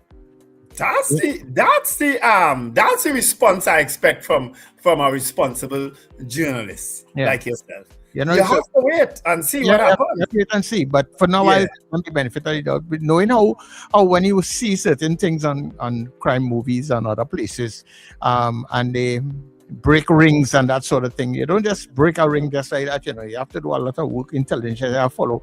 And the police would have had a lot of that information that people would bring to them. That's them fellas down the road. I remember there was a time when I was living in Batarres. So one of my neighbors, she lost her car. she had an Elantra just like I had. And she lost, somebody stole the car, and the police, when they came and they suffered, and the police was telling her that they make a call, and one person they call was saying, "Boss, we don't thief them kind of car." You understand? So yeah. So I mean, the police will have a good idea as to who involved in stuff. They may not be able to prove it immediately or to catch you in the act and that sort of thing. But when they do catch you, trust me, they'll bend you. And I too, Sir Charles, am willing to give the benefit of the doubt to some police officers when they come to the public with that kind of information. Some police officers, right? Because many of you know I was a victim of a car theft, carjacking once. And back then, the police used to come to us and say, "We have cracked this ring. We stopped a major ring in car theft." But guess what? People still get their car stolen today. And that was way back then. The guy who they held for stealing my car, he never get charged for stealing cars, even though he was known for stealing cars, You know what he get charged for eventually? Some conspiracy to kidnapping. Yeah. He apparently started to move from cars to people. Yeah, the environment, and he adapted. If the environment gets kind of sticky, a criminal not say, "Well, okay, I done with that. I go into church now." He looking for something else. So it's no different to somebody running a supermarket. If you have a product and it's not selling, I have to find another product. But you had to put it on sale, like So If the but I'm dealing with this specific situation here. You know, you believe they've cracked a ring. You believe they've cracked. I given them the benefit of the doubt that they have cracked that ring and that home invasion thing in that Canopia area. If you don't hear anything from it for a while, it would have meant that they would have successfully cracked that ring for those individuals who may have been doing that in that area. It doesn't mean that what was happening in other areas where home invasion is concerned, other persons, or I am really hoping that it's that if they crack this ring, that it will ease up and stop that whole thing in other areas too. Because I know some of these criminals, they don't just operate in one area. They might operate in an area for a while, but they operate in other areas. Well, I'm hopeful too, Sir Charles, that the people who they have detained will give them the necessary information to prove that they were the ones doing all these home invasions. Yeah. Right? I'm hopeful of that. Now you realize in that story, one of the guys who was hiding out call his relatives and say, get a lawyer. Now the thieves of today, they're very smart. They know very well to lawyer up and so on. Back in the day, in Burroughs Day and them other days, that they ain't getting the opportunity. So but he also recognized too that that he's in a particular area or spot where if they catch the others and they kill some of the others, they come in for him. Somebody will say John Thomas involved here too. So he really, in spite of everything, he don't want to die. True. So he's making sure that if they come in for me, I want to give myself up. Or I want somebody to make sure I'll be alive tomorrow. So yeah. So Charles, were you able to download that video I sent with the TTDF chaplain talking about these young fellas, a lot of these criminals and so on that he would have engaged with in the MyLab program? People with were you able to download that? Because now is a good time to show that and encourage a discussion on it. You understand? Yeah. I don't know if you were able to do it. No, I actually was, I just have to upload it to the platform. Yeah. So if you could, whilst we take a couple calls, you know what I mean? But yeah, I mean, the criminals, some of them, as I say, I yesterday we discussed how people can change, right? And I still believe that anybody could change. But clearly, some of them will die. Yeah, some people have no intent on change, some people. Some of them will die before they change. That is how I go in with that, that is how it is. Well, let's see if we can take a couple calls. It's loading, so it should be ready in a little bit, right? Yeah, sure. It's in the oven. Taking a couple calls, people. it's in the oven right now. Damani, good morning. Hey, Sir Charles, morning. Morning, Damani. Good morning. Morning. So people only be careful all the way in toll booths. I remember during the last SRE, Commissioner of Police said that they had 17 more gangs remaining and they will get to them. 17, And we never hear, and they call some names because some names are linked to a person who died, a businessman who died within recent times up in the East. We never hear. He called a number? Yeah, they always calling numbers. They always calling number of gangs and the people in the gangs. They always do that. So I want to know how they know the gang and they have 500 and this gang have about 225. Do you understand how they know these things and they're not catching them?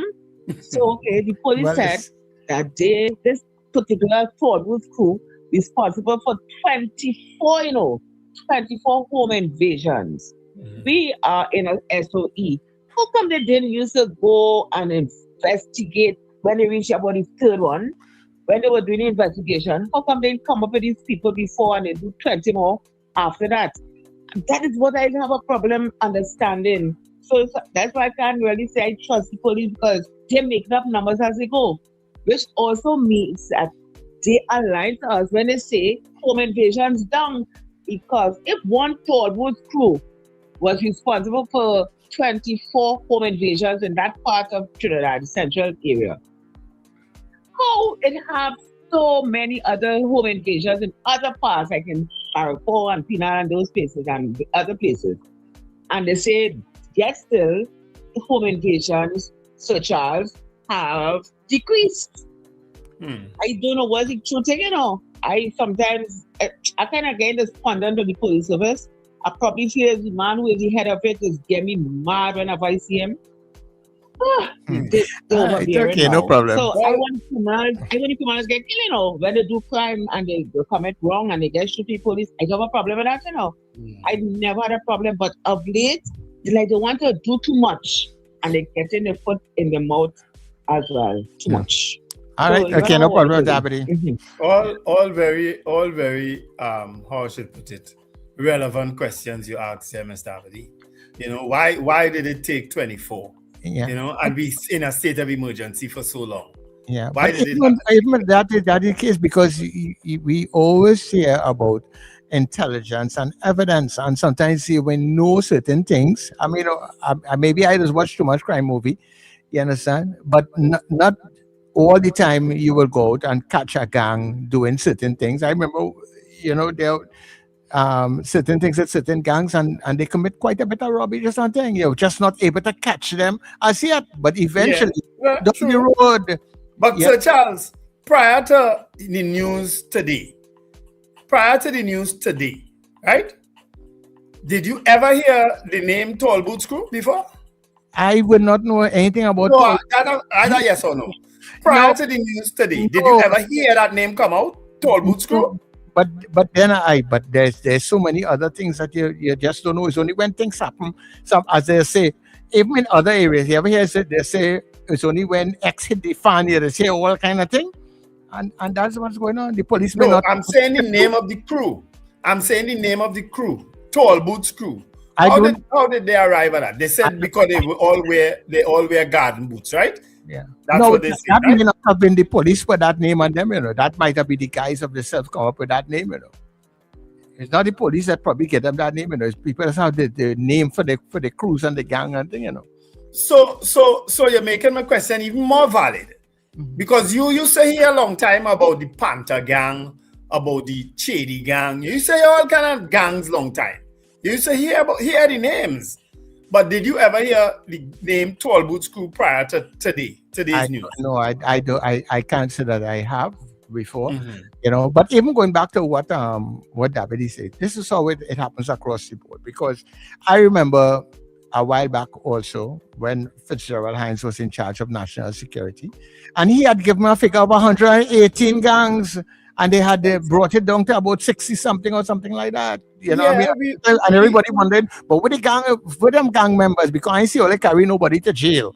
I ain't see nobody going up the Hall of Justice step. So all these gang members just put down the guns and decide to go to church. You're right. We've been hearing all these numbers, quotes coming out from ministers prior. You understand? In terms of the amount of gangs. Since Martin Joseph days, he used to call numbers of gangs and so on. You know what I mean? But Scorpion Pepper, thanks for reminding me. We know about Rasta City. We know about 7. We know about 6. Yeah. And just have taken a little rest easy. So last time we hear about the 6 and 7 gang. Maybe that is Tall Boots now. Maybe they changed the name. Hold on the call a good morning. What happened to the 6 and 7 gang is because of the SOE, they lock up everybody without charge. So that's why I'm not saying about 6 and 7 gang. Everybody. I can't believe they lock up everybody. No charge. I refuse to believe they lock up everybody from them. They can't lock up everybody. That is the purpose of the SOE when to just in people without charge, without evidence, and eventually when the SOE finish, they have to release everybody, and crime is going to slap back. Not more than that, the people who are arrested is now going to get the lawyers to the state and win a set of money. It is a reoccurring cycle, a reoccurring decimal point. It has happened in the first SOE, it will continue to happen. All they're doing is saving money for these criminal elements on them, right? Alleged criminal elements on them. Anyway, Mr. Abadi, I'm glad that you're waking up. I'm glad that you're starting to think. I'm glad that you're starting to use your brain I hope other people do no it. man, not Miss Dabady. Yeah. I mean, Miss Dabady always gives informed. When I say that, I mean, think about what the people, the police are telling them, and critically analyze what is being said. I don't know. I used to hear it years ago. I used to hear something years ago. Have you ever heard it was prominent during Gary Griffith time and even before? We have some 100 illegal firearms in Trinidad and Tobago. And I used to ask the question, if it's illegal, how do you know how much it is? Because the police used to say that and nobody used to ask the question, if it's illegal, how do you know how much it have? Yeah. But Lincoln, sometimes I was kind of worried too because of the fact that, knew somebody who was in the services. Protective services, so you weren't working around individuals and like that. And that is why I dislike, that is why I'm so critical. That is why I'm so untrusting. How they come up with statistics and stuff. Right. That is because I know. I have drug dealer friends, and when I spoke to them when they found the ship, the boat in the Caribbean. I said, and I asked them, how they come up with that figure? And they all told me independently, $300 million of cocaine or marijuana would fill up 2 houses. They could never fit on a boat. So the figures that the police has given you and what it have is ridiculously unaligned. With guns, with drugs, with everything, there is an exaggeration of the figures. Exaggeration of the figures. Police just lie. The reason why I'm so critical, Mr. Charles, is because I work around them and I see how they manipulate figures to appear in a particular way for John public, for us to feel, for all you to feel that they are necessary, that they are working, that they are doing something. I remember one of the acts that stick in my mind as a young soldier at Shafford Court. Shots fired in right up the hills. It was something like it was 100 meters up the hills of Shafford Court.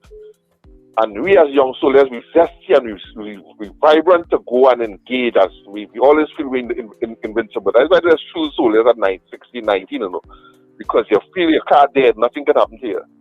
And everybody run out the containers in a vest, who was on the battle PT, who was in whatever gear, run out the containers ready to go run up the hills and engage this firefight. And all the police said, hey, where are you going? Relax on yourself, you go and pick up the bodies after. And I pinch my ears and I realize police is not into crime fighting. Police don't look to detect or solve crime. All they want to do is go at the end of it and pick up the bodies. You understand? Lincoln, you see why, Lincoln? Yes. Yeah. This is why I don't ever dismiss anything you say, because I know you've been in the belly of the beast. Yeah, and Lincoln, thanks much. That is exactly Wendell. I have been in the belly of the beast. I know how corrupt they could be. I know how they just hold young fellas, and I've seen them hold young fellas, put 2 joints of weed on them, and lock them up because they cost you the night before, or because they run from you. I have seen that. All right, okay, no problem. Thanks very much. Yep. And I was telling all you, if I give all my stories, all you draw will drop it. And I'm talking about from family members to friends to in-laws and to myself. If I give all you some of these stories. All right, Kola, good morning. Good morning, Sir Charles. Morning. Morning. Yes. What Lincoln said there about the police. I remember I had a friend who used to live around St. Paul Street in the vicinity of Besson Street. And she used to say, when they call the police, whenever like they have some shooting, the police used to say, okay, we come in just now. And they will come when the shooting is over. They're not coming while the firing is going on. And I mean, I would say You go in and put yourself in the line of fire when these idiots fight, pelting shots like if they're out in the Gaza. No, but that's what they do. Yes, but let me tell all you something. When Wendell Burrows, you was the commissioner. I remember a police fellow told me Burrows used to tell them before they leave, because their headquarters was somewhere in St. Joseph, the flying squad. He was in the flying squad.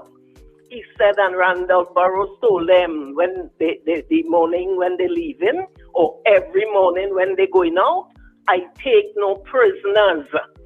So hear me. What you mean? What he mean by that? He said he mean we not carrying nobody to carry them in no prison to face no magistrate or in no hospital. He says straight in the mortuary. Yes, I never forget that police officer told me that. Right? Let me tell you, until some people experience a home invasion, you all know what is 8 men in your house. When I listened to Ian Allen interviewing that homeowner, and that man talk about that ordeal he went through, I just telling myself, I can't take one man in my house holding me up. Farmer 8. Listen, I have no sympathy, you know, because they have no sympathy. Lincoln, God forbid. Yes, you know, we're saying you should bring them in and they should sing, but until your face a gun by your face in your house, I think a lot of people change their mind, you know. Well, Miss Dego Martin, I hear you. And I don't think anybody will argue against what you're saying, you know, especially if there's a confrontation, you know. I don't think anybody will feel sorry for any one of those guys in a circumstance like that.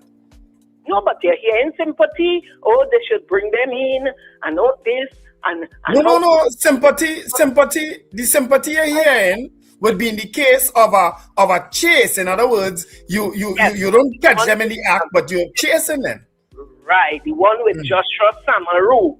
But you see, this one gone there, Lord Father, Jesus, I ask you to cover me in the blood of Jesus, cover my family, you know. It ain't easy. Wendell, I want to ask something. That document or letter Camille Robinson Regis read out about Jagdev Singh, the speaker, why she take so long to come with that? From the time that man was chosen to be the speaker, she should have jumped out with that. Well, remember, she was on sick leave all that time, eh? She wasn't in the parliament for quite a while, eh? She could have passed it on to the leader of the opposition and the PNM sleeping. If that was the UNC, listen, from the time them they get that information, man, they would have raised havoc. Yeah, but raising havoc and Miss Dego Martin, raising havoc. And what the law allows, is it what is happening? Is there something illegal about it? Does our ethically, let me tell you. Ethically? As I keep saying, Patrick Manning and Dr. Rowley would have never put anybody as speaker who faced, because he wasn't only charged, you know, he was convicted. There's a difference in being charged and convicted. Yeah, but you also have to. Never been the speaker of the house. Yeah, but never. Miss Dego Martin and yes, he may have been charged and he's been convicted and he went through a process, but he also went to the Privy Council, which cleared him of all that. If you probably even go and look for a record for him now, you may not find that on the books. So if that is the case, so our law does not allow this ethics that people keep talking about for somebody being in the parliament. It just does not happen. Right? That is true. So it's not to say that you're calling him a convicted criminal, because the courts have said otherwise. So you know. Anyhow, but I just want to read something for you all, because it's something that Lincoln said, and Lincoln, who has been in law enforcement for a long time, I kind of asked him that question, but let me just read this for you, because I'll pull it up on Google to get a sense of how the police come up with certain things, right? So Where does it start? It says X number of illegal firearms. They are usually not claiming they know every single illegal gun in the country. That would be impossible. What they are giving is an estimate of a count based on specific methods. All right, and it is how the methodology that the police uses, right? So seizure and recovery data. Says the police keep exact records of firearms they have seized, found, or taken off the streets. That part is concrete and it's not questioning the right. Then they say intelligence and investigations. So through information, gang investigation and surveillance, police get a sense of how many weapons are circulated in certain networks. This isn't exact, but it builds a picture. It says that crime data, ballistics, and use when guns are used in crimes, forensic teams can sometimes link multiple shootings to the same weapon. That helps estimate how many distinct firearms are in circulation. And then they talk about licensing versus unlicensed gap. Authorities know how many firearms are legally registered. And if they seize a much higher level of gun-related crime than what legal ownership would suggest, they can infer a significant illegal market. So I am not just saying that the police are just guess some of this information that yes, we could question it, but I am sure there is some sort of methodology as to how they come up with some of those figures. Okay. Right. You know, I'm sure you and several other people watch police movies, right? NCIS, Chicago PD, all these different movies that they've had with police squads and so on, right? And you see for yourself the level of corruption sometimes, or bad police that are displayed in some of those movies. Those movies didn't come about by guessing. You know? Somebody didn't just make that up, you know. That's based on reality, you know. Yeah. You understand? Yeah. So, it's not a TTPS issue we're dealing with, you know. It's a police issue all over the globe. Yeah, it is international. Yeah, but it's not going to change. I just want to say this again too before I go. I remember when Martin Joseph, God rest his soul, became National Security Minister. He became National Security Minister 2002, 2003, somewhere thereabouts. As a matter of fact, he has been the longest serving National Security Minister this country had. We used to talk, we used to lie. I mean, he would tell me things that I could now say, I couldn't say then, right? He said, Wendell, I thought when I came in there, they were putting me to deal with the police service. He said the army, the Coast Guard, immigration, all is just as bad, you know. He said it's just as bad. You understand? And he went about, if you know how structured he was, putting structures in place, putting things in place to fix it. You understand? Fix it. And after a while, he couldn't take it no more. He wanted out, you know. You know how long Martin Joseph wanted to leave that office of National Security Minister, and Patrick Manning said, no, I only trust you. I need you to stay there. God rest his soul too. You understand? Because they understood the gravity of what they were doing, you know. They understood how serious it was and how important it was to change this country for the best, you know. They knew that they were fighting an uphill battle, you know. They knew that. You understand? Yeah. And I agree with that, you know, Wendell. And I know there's bad. But we also have to recognize, and we basically to say that too, that there is bad in the service, but there's a lot of good in the service too. Just think about it. If we are dealing with a crime situation right now, if we are saying that the police is part of on fueling, and if we didn't have that, think about if we didn't have the good ones pushing back against that, what Trinidad and Tobago might really be like right now. So Charles, we know it have good officers, you know. Yeah. We know that, you know. You understand? We know it have good officers, you know. But so Charles, good officers are sometimes afraid to deal with bad officers. Let's face it. And I'm not saying that is not the case, but I'm just saying that I'm not talking about who freighter who do with what. But I'm just saying that there is some work that comes out of the Trinidad and Tobago Police Service that is working in favor of the citizens also, and it is not everything against the citizens, because sometimes people listening to us sometimes will feel that it's just only the negative part of the police service. You know, we talk about the positive parts sometimes. At the end of the day, as the saying goes, after God is police, you know. So if something happens, a crime is committed or something happens to someone, yourself or your family, is the police you'll have to resort to, you know. Yeah, because if you look at it, just think about it. Look at the level of the backlog of cases that is in front of the courts right now that they can't get a grip on.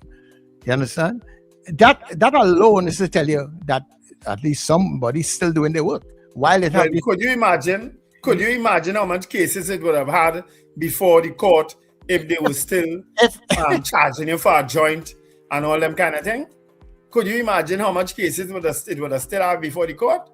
I wonder. Because what are Trinidad and Tobago smoking marijuana now? You know? Man, woman, child, young, old, whatever ethnicity, everybody smoking marijuana now. The only person who ain't smoking marijuana right now is me, you know. And I'm so sorry. Yeah. You sound like you smoke a joint before me. Richard doesn't look like he smoke and you just sound like you smoke. I'm not saying nothing about Richard in his absence. When he come back, you see I just be looking at about it. I distance myself from that comment by okay? I distance myself from that comment by Wendell. Anyhow, we are going for the news. It is now 8 o'clock. When we come back, we play that video for you, Wendell. Yeah, sure. And stay with us, people. Right? More good things are happening on the Breakfast Show.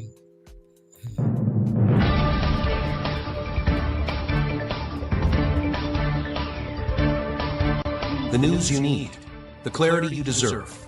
Local, regional, global. This is NETT Radio News Now.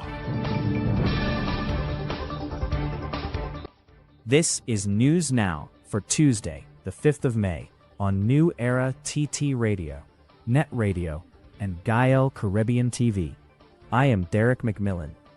Thank you for joining us. The Trinidad and Tobago Police Service says a coordinated multi-agency operation has disrupted a group known as the Tall Boots Crew, believed to be behind a string of home invasions across central Trinidad. Police say the group operated in Cunupia, Las Lomas, Chaguanas, Freeport, and Longdenville, and is linked to about 24 reported break-ins in recent weeks. During the exercise on May 2nd, officers arrested 2 suspects, while 4 others were killed in separate confrontations with police. The deceased have been identified as Mikhail Giuseppe, Davion Giuseppe, Kevin John, and another unidentified man. Police say investigations are ongoing and at a sensitive stage, with more details expected as the probe continues. The Trinidad and Tobago Unified Teachers Association says it is preparing to take legal action over outstanding back pay owed to teachers. President Crystal Ash made the announcement during his May Day address, saying the union will do what is necessary for its members. The move comes after delays in back pay, despite teachers receiving their salary increases earlier this year. Ash says some teachers, particularly in Tobago, are still waiting on payments more than a year after negotiations, placing them under financial strain. The union had accepted a 5% wage increase for the 2020 to 2023 period. But while salaries were adjusted in March, back pay remains outstanding, with no clear timeline. He says the union is hopeful the issue will be resolved soon, but warned further action will be taken if necessary. The National Gas Company of Trinidad and Tobago Limited says it did not sponsor a concert held on May 2nd at the Queen's Park Oval, despite claims circulating on social media.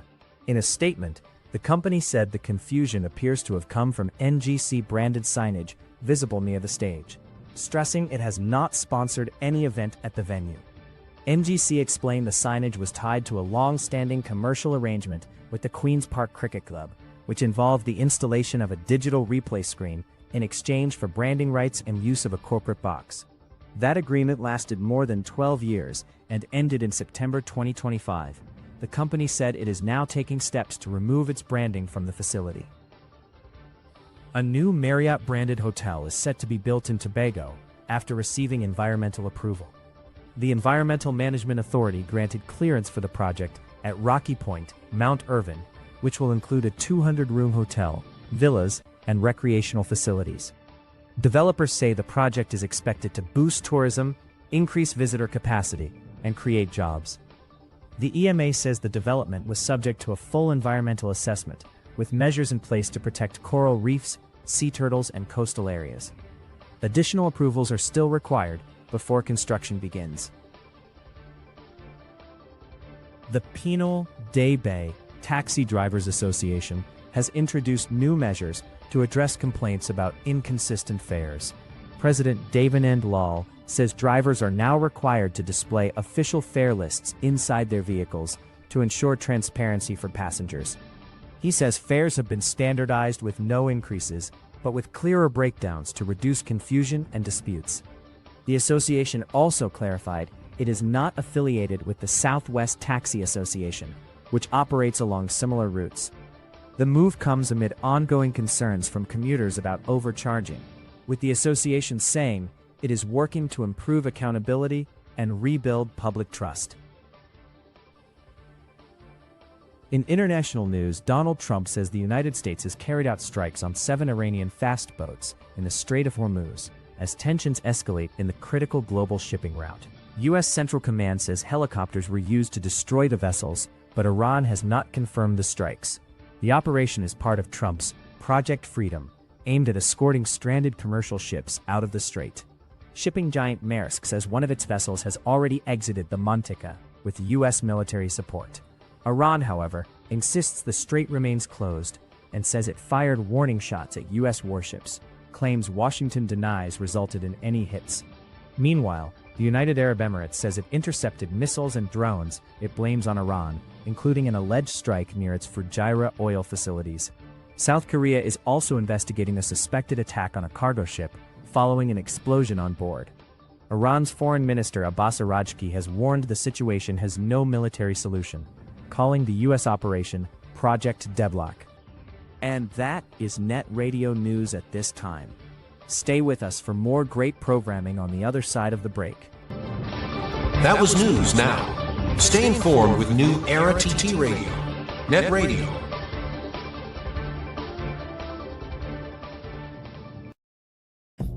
Mother's Day is almost here, and the perfect gift is waiting for you at Scent Trail and Lavish Accessories in Duncan Village, San Fernando, right near the gas station. This year, treat mom to something thoughtful, elegant, and beautifully put together. Their curated Mother's Day gift boxes are designed to make her feel truly special. Each box includes an 8-milliliter designer perfume decant, an EOS lip balm, an under-eye mask, Neutrogena wipes, and a stylish designer watch of your choice. It's a complete gift, carefully selected with mom in mind, and start at just $500. Call or WhatsApp today, 371-3877 or 265-3608. Find us on Facebook, Lavish Accessories and Scent Trail, or visit lavishtt.com. Make mom feel truly special this Mother's Day with Scent Trail and Lavish Accessories. St. Teresa Preschool presents their fundraising boat ride dancing under the moonlight on Saturday, the 23rd of May, 2026. It's a collaboration of colors on board the Island Royalty. Bring your own coolers. Boarding time 11 p.m. Sailing 12 midnight. Music by DJ Chaotic from Sweet 100 FM. Kryptonite Sounds with Mr. Flavor of NETT Radio TT. Dress code elegantly casual. Gorgeous ladies wear blue. Handsome gentlemen wear pink. Admission early bird tickets $200. Regular $250. No oversized schooler. For more information, Call 375-6527-719-3379. Dancing under the moonlight aboard the Island Royalty. Make this Mother's Day extra special with Val's Kitchen. Treat Mom to delicious specialty cakes, including red velvet, chocolate, sponge, checkerboard, and even eggless options. Perfectly balanced, not too sweet. You can also order custom designed cakes made just for her. Plus, enjoy fresh coconut bake, multigrain loaves, and pone. Call or WhatsApp 758-0148 to place your order today. Val's Kitchen, Dabadee. Are you taking care of your sexual health and overall well-being? At Total Image and Dr. Raj Adult Boutique, we believe your confidence, wellness, and intimacy matter. Visit us at our convenient locations: 10 Carmody Street, St. Augustine, Edinburgh, Chaguanas, Shops of Daybay, 95 Circular Road, Vistabella, Docks Ranch Light Pole 51, SS Aaron Road, Pinal, and Metro Hotel, Suite 1, Number 2 Knoll Street North, Couva. From relaxing massage services to professional guidance on sexual wellness, we are here to support you every step of the way. Consult with renowned sexologist Dr. Raj Ramnanan for expert advice tailored to your needs. Take the first step toward a healthier, more confident you. Call 285-9739 or 645-4543 to book your appointment today. Total Image and Dr. Raj Adult Boutique, where wellness meets confidence. Fabulous show. Excellent. Excellent rating. It was wonderful. Excellent. Wonderful. And I'm coming to the next show. Bring Mom on her day to enjoy some of the Grandmaster's golden hits she loves, performed by some of Trinidad and Tobago's finest voices and performers. Mother's Day weekend, Saturday, May 9th at the auditorium of Trinity College East, 6 p.m. and Sunday 10th, Mother's Day at Sapa, 5 p.m. This is more than a concert. It's a celebration of mothers, music, and legacy. Who's going to take her out today? Performed by some of Trinidad and Tobago's finest voices and performers, including his son, Colonel Roberts. Plus more. Your MC is Mama's Boy, Sonny Bling. Backing band, Vince Rivers and the Soca Unit. Tickets $250 and $300 if stocks last. For more info, call 491-1802. The Lord Kitchener's Legacy. Mother's Day weekend. End times is here. Are you prepared? Check us on New Era TT Radio or NETT Radio with Brother Raka and Brother Yatazakawa on Mondays from 7 to 8 p.m. End times is here. Stay tuned. Celebrate Mother's Day with two fat fellas at Cipriani Labor College. One night only, Saturday, May 9th. Bring your mother and come. 6 best comic actors: Cecilia, Penny, Kevon, Zachary, Raisha, and Rhodey. This ridiculously funny comedy is at CLR for one night only. Tickets available at Dorman Shoe Store, Long Circular Mall, Anthony's Floral Val Park, Electronics Arima, K Square Stores, Eastgate Mall, Brentwood Plaza, C3 Mall. CLR box office opens Thursday, the 7th of May. Also online at islandetickets.com. For more info, text or call 683-0356 or 683-4843. Check our Mother's Day special on social media. Two fat fellas. I just might. Advertise with us on New Era TT Radio, the fastest growing streaming platform for talk in Trinidad and Tobago. Audio and video ads welcome. Elevate your brand with us. Connect with us at neweratttradio@yahoo.com or call us at 299-5156. Now what are you waiting for?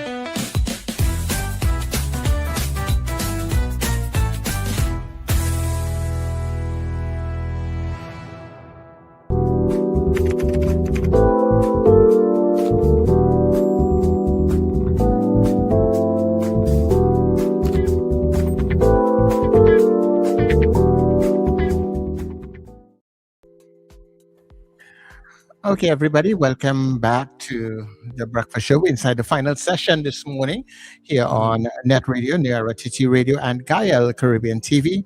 And it's now 14 and a half minutes past the hour of 8 o'clock. So Before you show the video, Sir Charles, there's another video that I just sent that's very short.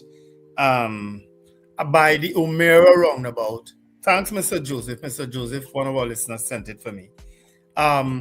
Where diesel has spilled on the roundabout, going around the roundabout, and vehicles are actually skidding. Of course, most people approach roundabouts kind of not at the correct speed, but there's a video of a vehicle skidding around the roundabout, right? And you actually seeing from the video, there's diesel on the ground. So people be mindful of that if you're in a Rima or passing by the O'Meara roundabout. There is diesel on the road. Diesel spilled onto the road and vehicles are skidding. It could cost you a lot of money today if you're not careful. Yeah, right? yeah. Avoid the area.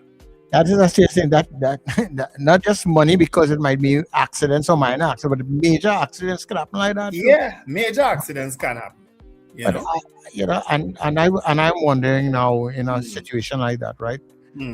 When these things happen, who do you call? The fire service, whoever is supposed these things are supposed to be attended to immediately, and I wonder how long that has been there. But I don't know. But it doesn't say anything from the video.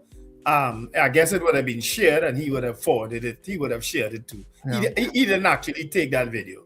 So I don't know how long it has happened, but it looked like some hour this morning. Yeah, it looked early morning, you know. Yeah. So I am hoping that by now they probably dealt with it. But if it has not, to anybody in that Arima area, look all by the fire station and let them know that potential danger that is down there by that roundabout, and ask the fire service to act upon it. Yeah. The borough is literally 2 seconds away from that roundabout. Yeah. So hopefully they would have contacted the fire services and they could go and deal with it, right? Yeah. Because you're approaching that roundabout there. You're not aware that you're coming down there at 40, 50 miles an hour. You pick up a skid. Somebody right behind you. That multiple vehicles could be in an accident there.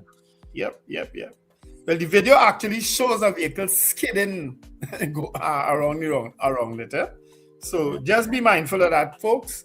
Hopefully, as I say, they may have attended to it by now. But diesel ain't easy to wash away. It's an oil, so it's not easy. Yeah. You know? That is something else, man. Yeah. I'm trying to upload it right now as I talk it here, so talk about it. No, but if it has not been cleared up, I am really hoping that the authorities will already get on it ASAP. Yeah. This is it. Watch all you coming wrong, O'Meara roundabout, all your diesel on the road. Diesel on the road, no, let be safe. Take all your time coming wrong, O'Meara roundabout. And you're seeing the diesel, You're seeing it on the ground. I mean, if it had another vehicle was on the outside of that vehicle, he'd have slammed into that, pelt you all part of the oh my word. Yep. That is frightening. Anybody in a remote, all you go and tell the fire service if they have not treated with that to go out there and deal with that situation, please. Or the police, all you go and deal with that. Or they don't wait for somebody to lose their life in that area now. Please. Yeah. Sad. I heard that the prison officer who was detained under the SOE, the first SOE, remember that situation? Yes. Somebody was telling me that he is supposed to be returning to work today or something like that. Okay. Yeah. All right. He was detained because it was alleged he was giving information to the or carrying information to the main detainee. What about going with the main detainee? You remember the main detainee who they had to move from wherever he was to put him down Tetron or somewhere? Whatever became of that? I don't know. Maybe when we get back to the police, we might be able to find out. Because that is what I said to Mr. Benjamin the other day. The communications aspect. I don't know why it is they don't like to keep the public abreast in pace with what is taking place with these, because the public will feel nothing is happening. Something might be happening. But oh gosh, let us know. Because it must be talking about the prison officer going back to work. What about the supermarket that they found in the prison? when they found all the contraband, all kind of thing up in the roof, and all kind of thing. What became of it? Anybody was held accountable for that? Anybody on additional charges? Were they able to break that ring? I don't know. I want to respond to one person in the chat, Sir Charles. Somebody who goes by the name Debbie Mitchell. Now, Debbie, based on all your postings before, it's clear you have a political slant. I have no problem with that. I don't care who party people want to support or whatever they want to support. But I don't think your comment today is fair to us. You say your comment at 8:02 a.m. says lots of bashing today because of political affiliation. I don't follow the mass. Debbie, you've been listening. I'm sure if you've been listening to me for years, and Sir Charles and Richard, you would know that we have had issues with so many different people, regardless of who in power. I have had issues with the TTPS long time. You understand? I praise and I criticize. So it has nothing to do with political affiliation when we critique the TTPS or anybody else for that matter. Right? I have not hidden my political affiliation. Everybody knows it. You understand? And it's clear from some people on this chat where their political affiliation is. But it doesn't matter. When we discuss an issue, we discuss it dispassionately. It has nothing to do with who in power. Right, Debbie? Just I thought I should mention that to you. Right? Right. Well, let me play that video for you before we run out of time this morning. Debbie, wait. Debbie, say what? I knew you were coming for me, Wendell. I want you to read everything I write, please. I just read your entire statement. Your entire statement said at 8:02, lots of bashing today because of political affiliation. I don't follow the masses. Isn't that your entire statement there at 8:02? That's the one. I'm not dealing with any of the others. Because you said that you commented so many different things on the TTPS before, how we bashing the TTPS. But this particular one, you indicated it's because of political affiliation. No, it's not. I said I have been on record as saying the TTPS will be the downfall of the PNM and they will probably be the downfall of this government too. Because of how they operate. I want the best for Trinidad and Tobago. I want the best for the TTPS, you know. Lord knows I have lots of friends and family in the TTPS, and I always want the best for them. But let's face it, it's not going to happen with career police officers. People who come up to the rank can't run that TTPS. They cannot. I'm sorry to say it that way. We need to go back to somebody outside of the TTPS to control that TTPS. That's what we need to do. Right? Some of the young officers, people saying, yeah, they probably could do a good job. But once you come to the ranks, you're compromised. That's how I feel. I don't. You don't have to agree with me, but that's how I feel about it. You know. Yeah. It is a hard place to be, really and truly, if you want to really do the right thing. It's really hard. Because I try to highlight. To maintain a balance, to show the good and the bad with it. But I too, in my dealings, have come across junior officers who had to really put up, getting into the service, wanting to make a difference, had so much hopes of this service being one particular thing. And when they got in there and have seen some kind of things that have happened, has really turned them off. Some of them have left. Some of them it has turned them into different kinds of individuals. So, yeah, so it's not really what they might call the bed of roses, you know. But I do maintain that there are some officers who are really trying to keep the boat afloat, and have been doing a good job where that is concerned. But, yeah, because I am very impressed by the PIO of the police, the new PIO of the police service, ASP Russell. He seems very knowledgeable. He appears on Beyond the Tape quite often too. So he is knowledgeable and okra with what's happening with the police service. We hoping to have him as a guest. Miss Archie did promise we'd get him, you know. But I'm impressed by a lot of police officers I see and hear. You understand? But I know too much about police. Maybe I know too much, and I can't tell you everything I know. But maybe I just know too much. you know? Yeah. And then maybe just like, like in a lot of things in our society, things that affect us, that the average citizen, I don't want to, and I have no evidence of this, but I don't want to believe that the majority of people in Trinidad and Tobago are not law abiding. We have a lot of lawlessness that take place. But I don't want to say, I do have any data to prove it, to say yes or no. I'm just going on my assumption and feeling that the majority of citizens are good, upstanding, law-abiding citizens. But there are some individuals who are doing all manner of things that is making it very difficult to say that sometimes. To say that. From little things. Jason Samuel said, but they tried Gibbs from Canada, but that didn't work out.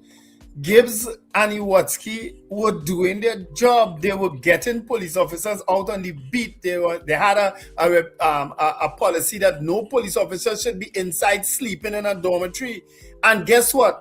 They met resistance when the government changed. And Jack Warner, well, you can't remember that confrontation with Jack Warner. Jack Warner basically tell them they had to go.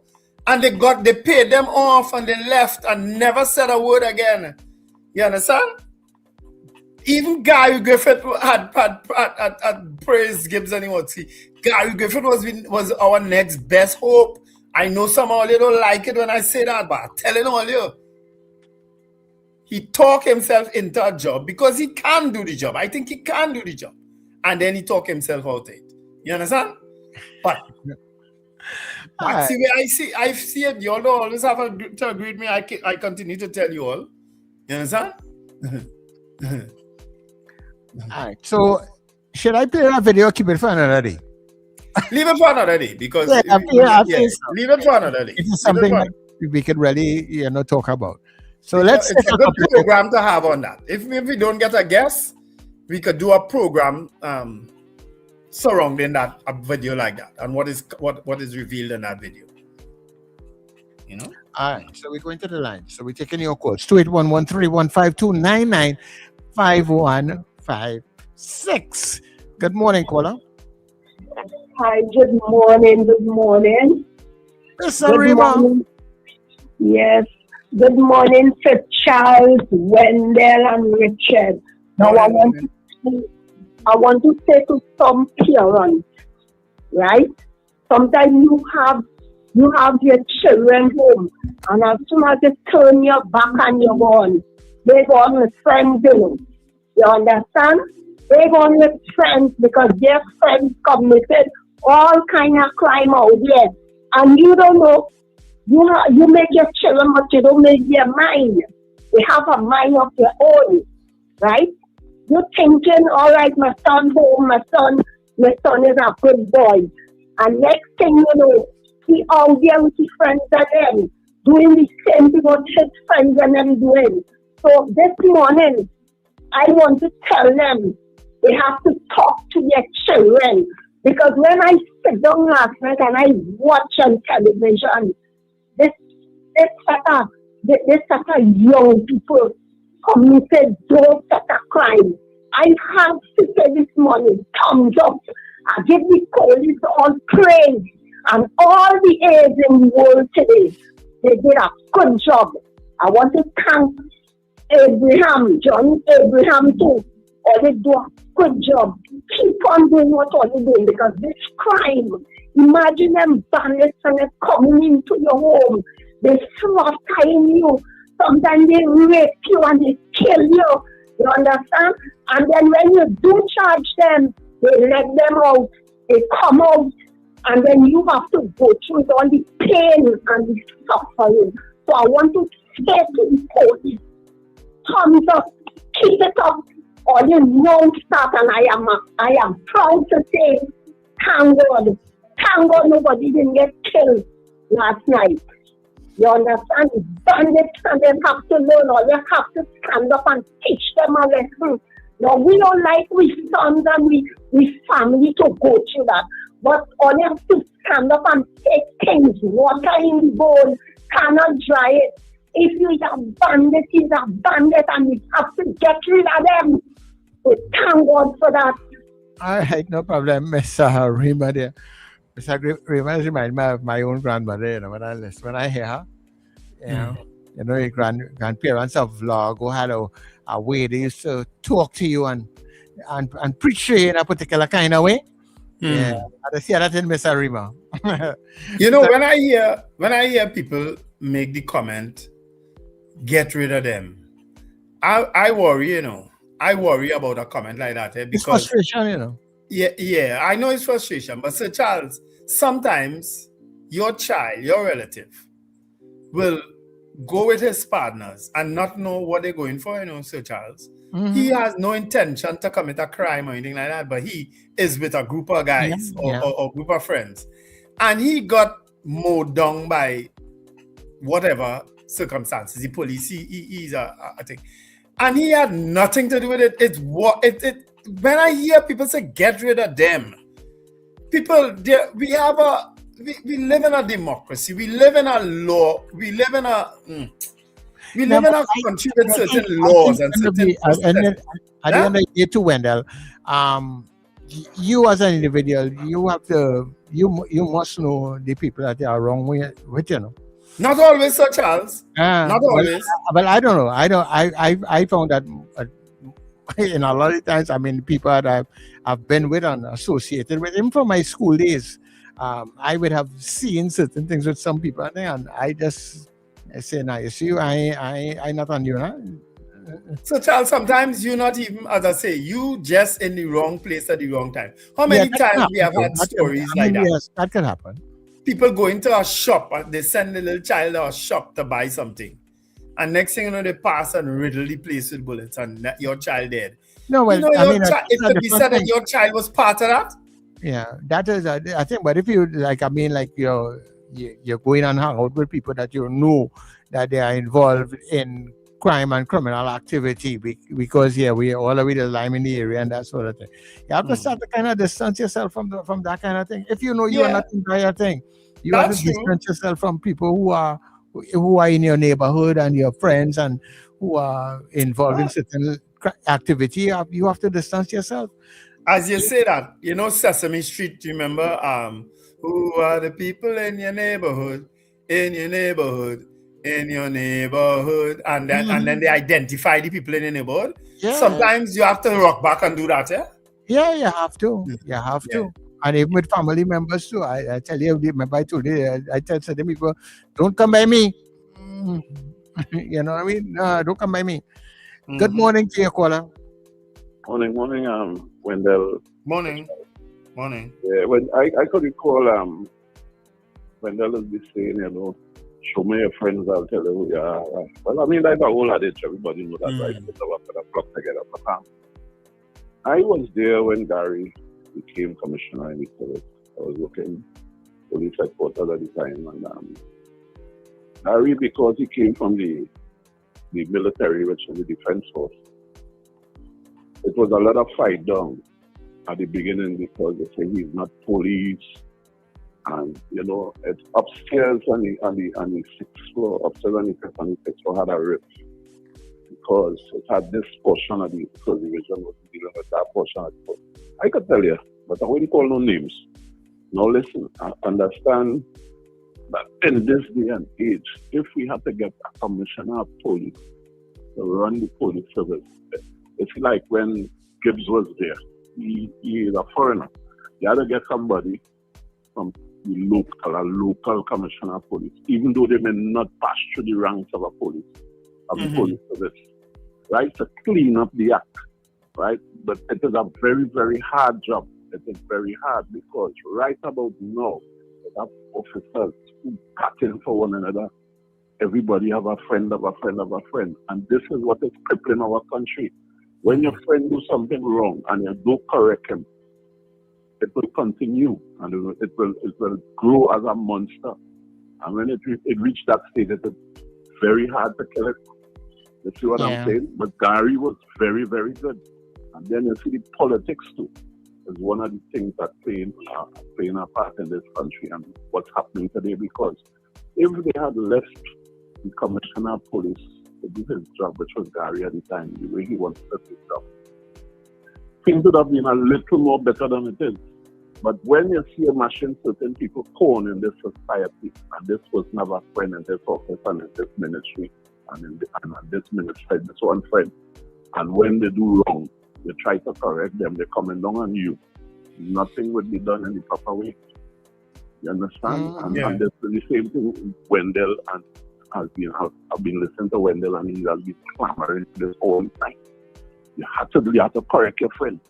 If I just join a reference, if I are UNC or PNM, and when my party do something wrong, I can't talk about it. The vex, then I can't support you. True. I cannot support you because I want you to do good. I want you to do well. I want you to look good. So if I see something wrong, I have to correct you. Remember the poll question a couple of weeks ago? It's something like that. If you see somebody doing something wrong, if you tell them about if you will expose them. Yeah, yes. so it's the same thing. So in this wrong, man, gentlemen, it's hard enough. It's very hard. It's very hard. We have to keep fighting. I mean, we go roll over and lie down and dead, but we have to keep fighting. All of us, every citizen of this country had to pull together to put in a little fight sense to make it work. You understand? It's not easy. All right, gentlemen, you have a great day. Thanks, Robert. I was listening to another radio station yesterday, and they basically, people on that station, and basically mirroring what we say here too, you know. This place ain't going to change in a while because of politics. With these two parties, the PNM and the UNC, it's going to be a long time before this place changes. Because we keep hearing accusations against this one when they're in opposition. When the opposition criticizing the government and saying they corrupt and this and that. And when they get power, they spend all them years doing nothing about it. Then they go in and the accusations are reversed. That's what's happening. That's the reality of Trinidad and Tobago now, you know. Yeah. I don't know if they realize that. The PNM spent 2010 to 2015 talking about the UNC, the People's Partnership Government, how corrupt they were. And we saw evidence of it. But guess what? When the PNM gone in there for the 9.5 years, nothing. The UNC now goes back in power talking about the PNM and the corruption and whatnot. Nothing will happen. It's cycle just repeating it's itself. It's just tiring. Yeah. You know, but even though it's tiring, you still have to stay at it because that is what systems want you to do. They want to beat you into submission. They want you to give up. So that what they're doing, they could continue to do. So as tiring as it is, you still have to come out and do it. Right? So don't get too tired. Mr. Abedi. There's the most amount of chat I ever see from you on this chat in a long time. You see, all I have to do is call your name and you see what's going on. You're chatting. And we're so glad to have you. Mr. Abedi, good morning. So, Charles, earlier on you said that you believe the majority of the people are law-abiding citizens. I don't have a problem with that. I agree with you. But yes, still, look at, we spend all morning talking about the minority of people now, you understand? Yeah. Because we're talking about crime, and we spend from 6-something, about nearly 6:30 till 8:30, talking about the minority of people who commit crime. And not only today, we do it since yesterday, we're doing it too. And we are saying the majority of the people are really law-abiding. So I want to know, I kind of scratch my head and say, I wonder if that is true. Because how much murders we have now, and I don't know because they always have a wrong figure. And they said, and again, I'm going back to the police. I ain't bashing the police, you know. I'm going back to say what the police saying, you know, that there are only a few miscreants, you know.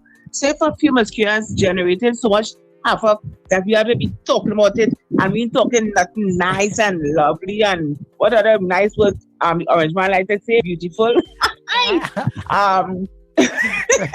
We're not talking that kind of talk because we just spending time talking about the few miscreants who are creating havoc. And remember, you was a teacher, right?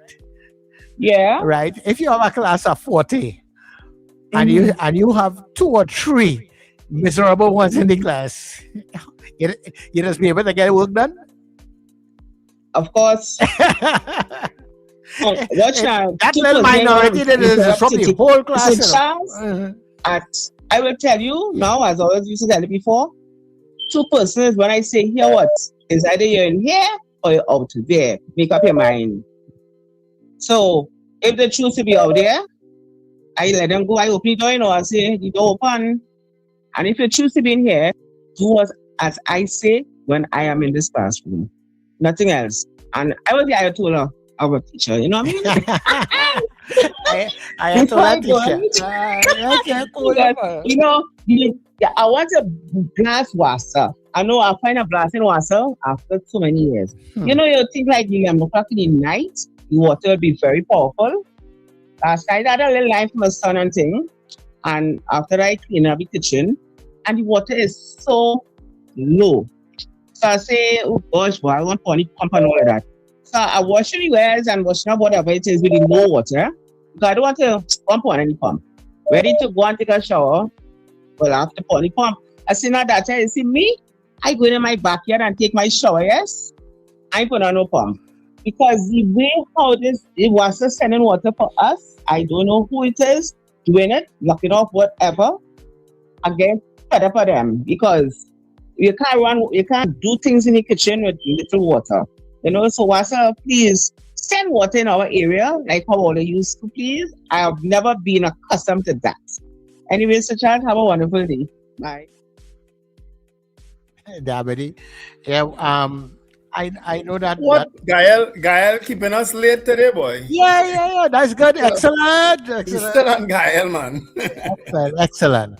Princess Song, good morning. Good morning, gentlemen. It's fortunate that I got through because I was listening to part of the conversation before the news. And I think Mr. Martin was speaking at the time. And then the conversation went into the issue of ethics. And I wasn't satisfied with the response that I heard generally in the discussion. It was as though ethics, because it didn't have a legal standard, is something that I could withstand. Now, I'm not saying that everybody in the discussion took that position, but I think I was hearing a bit too much of that. I want to single out Wendell. As I listen to him, he sounds like a very ethical person because he is prepared to call a spade, no matter which side it is on. I myself try to do that. And why I'm making this point is this. Ethics didn't come from the police, even though the police comes from the society. Ethics wouldn't come from any institution in the society, except the population demands it.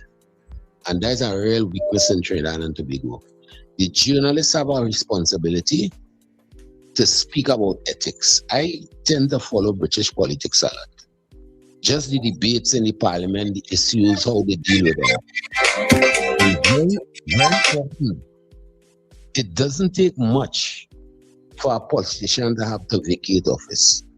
I have said, in respect to the thing with Bates, that I thought she had a responsibility to offer her resignation once that had happened. That more likely would have happened in the United Kingdom. No society is perfect, but we have to have standards. We can't just disregard something and say, well, it ain't no proof. We have to hold people accountable, even for simple things like conflicts of interest. And until the population and the journalists start to demand that, then we'll see what's taking place in Parliament there with all this unethical conduct, whether it's the speaker, is this one, is that one, everything will slide past. Whether it's Arnold Roberts saying, that is not me, and those sorts of things. We tend to accept that too often. And unless we change that, we will be doomed to be in this kind of circle going round and round and round with very little improvement. So I am hoping that people could start to pay attention a little more to ethics, even though you can't get charged for being unethical. If we start there, we might make some progress. But if everything that somebody does, you could just let slide because I ain't see no evidence or there's no proof, and they just roll over, and I shudder to think where we're going. Have a good day. Well said. Well said. Excellent contribution. Well said. Yeah, well, while I agree with that, Princess Song, and ethics is not a thing a society to just wake up one day that don't have it and expect that they will have it the next day. And if certain things have not been taught or inculcated in a society that they have grown with, it is very difficult that on their own they will get into that just so. If we Sir Charles. Wait, let me finish what I'm saying. All right, I'll respond to you after. Yeah. If you have a society that is going down a particular road, and you and this is why I say leadership is so important. If you as leadership recognize that here going on, we don't have certain things, so we need to put certain things in place to train up our population in a particular way.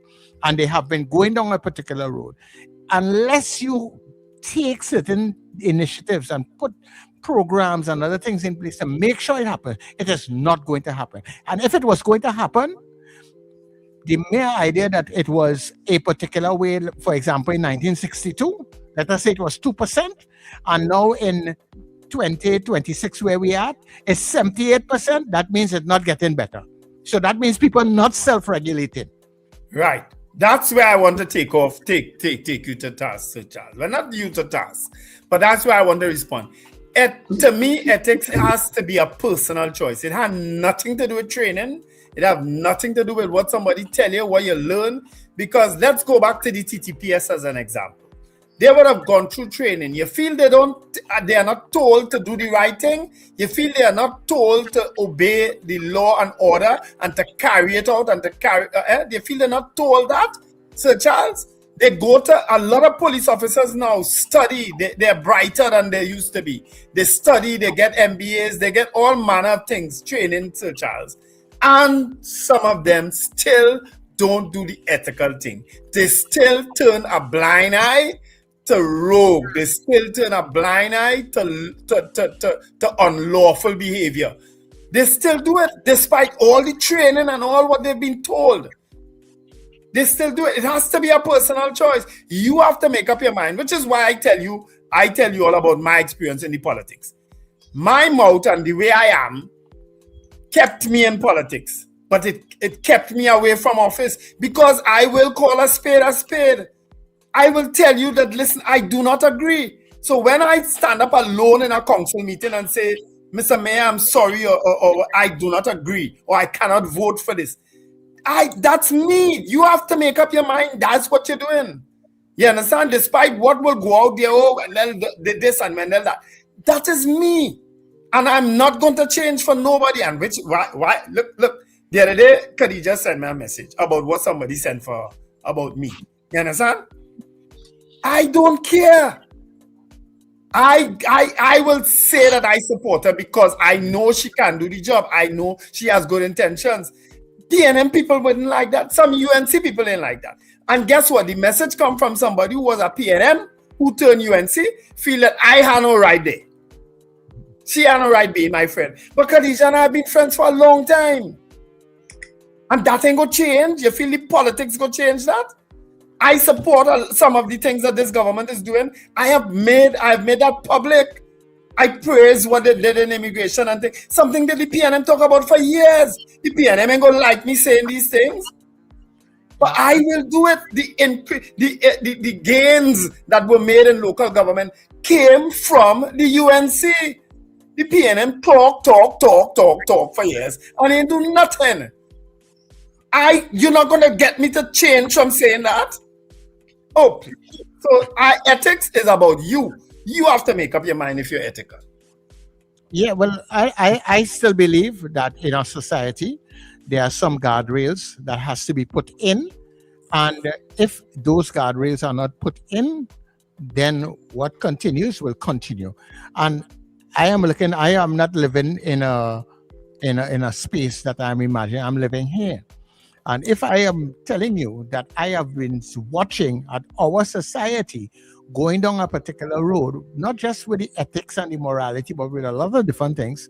And if somebody at some point in time does not decide to put those guardrails to guide this society in a particular way, well, then it's not going to get better. It's only going to get worse. And I hear all who saying that they have real hope in certain things getting better, but things don't just get better. That's what I say. You gotta make up your mind. You gotta make it better.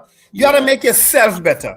You gotta start with yourself, and you start with your little circle of family or friends. Or that's how it spreads. Yes. But if you yourself turn in a blind eye to wrongdoing, you're doing your part. But what I'm saying is that there are so many other parts moving against you. So you can remember, you are not in this.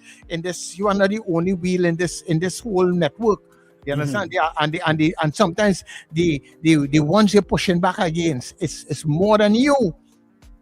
That is why that video, when you play that video, hopefully you do it tomorrow or Tuesday, it will kind of open up people's eyes about what's going on. And I think the fundamental conversation has to be, I think the root of the conversation is, where do you learn ethics from? How do you learn ethical behavior? Because ethical behavior is learned, right? Where do you learn it from? Is it your family circle? Is it the school system? Is it your socialization process? Is it religion? So, and it could be a combination of all in terms of what constitutes ethical behavior. But if you want a society that is more ethical than non-ethical, then part of it, besides your personal sense of integrity and where those lessons are learned or not learned, the society still has to have some infrastructure that guides you towards ethical behavior for which there are consequences. And that's how a society has to be built. So you have to decide what kind of society you want and how much value you place on ethical behavior. Do politicians place value on ethical behavior? Because they are leaders. And it comes back to that leadership question. Because leaders indicate as one of the modalities the ethical behavior hierarchy of the society. So if leaders are unethical, they are sending messaging down the ladder that it's fine to be unethical to achieve an end. How do we know that our leaders are ethical, regardless of whichever party belong to? Because what are their modalities that they learned ethical behavior from? So it's a complex conversation. And how much value as a society do we place on it? Do we really place that much value on ethical behavior? Or are we delusional in this conversation that thinking that ethical behavior is something that Trinidadians and Tobagonians adhere to? All that you have to study. Yeah. And you need some level of infrastructure in the society to guide that. Because if the basic structures that I mentioned before, whether it be religion, the school, family, and stuff like that, is failing in that, if they are failing in terms of ethical behavior and guiding those choices, then if you have responsible governance, then some of the infrastructures will be put in place to guide ethical behavior in things that you do. Otherwise, you're spinning top in mud. It's not going to happen on its own just so. The systems shape that behavior that we are talking about, and but it also depends fundamentally on whether the society wants that. Does the society want ethical behavior? Answer that first. Yeah, well, that'll be a poll tomorrow. You see why it's important sometimes when you come back on these hours. You just give me a poll. Marijuana and all. And you see why it's important. Look, we still on Gael. We still on Gael at 5 to 9. Yeah. All right, so we're getting ready to let me take this caller before we go. Take a couple calls. No, I take a call. Let me stretch out Gael this morning. If they're keeping me on, we stretching them out. Caller, good morning. Thank you, Sir Charles, for taking my call. Good morning. It seems like I have to try another strategy to get into the station now. Nah, Richard was talking, so we have to keep him that time. Listen, I thank you. Morning again, Richard and Wendell and all who love to. Richard, just like how Wendell could tell us and we read how the people in Japan and other countries behave. This, it can just so you know, it start from as Richard say, it must be taught somewhere. And I think the laws, what they set for, just like how they set laws to take your money and to charge you for this and charge you for that, they have to set out laws for that. And if it has to, they're not teaching it at home or in the churches or wherever, they have to make it, teach it in the schools. You see, just like how we used to learn not to litter and how to cross the street.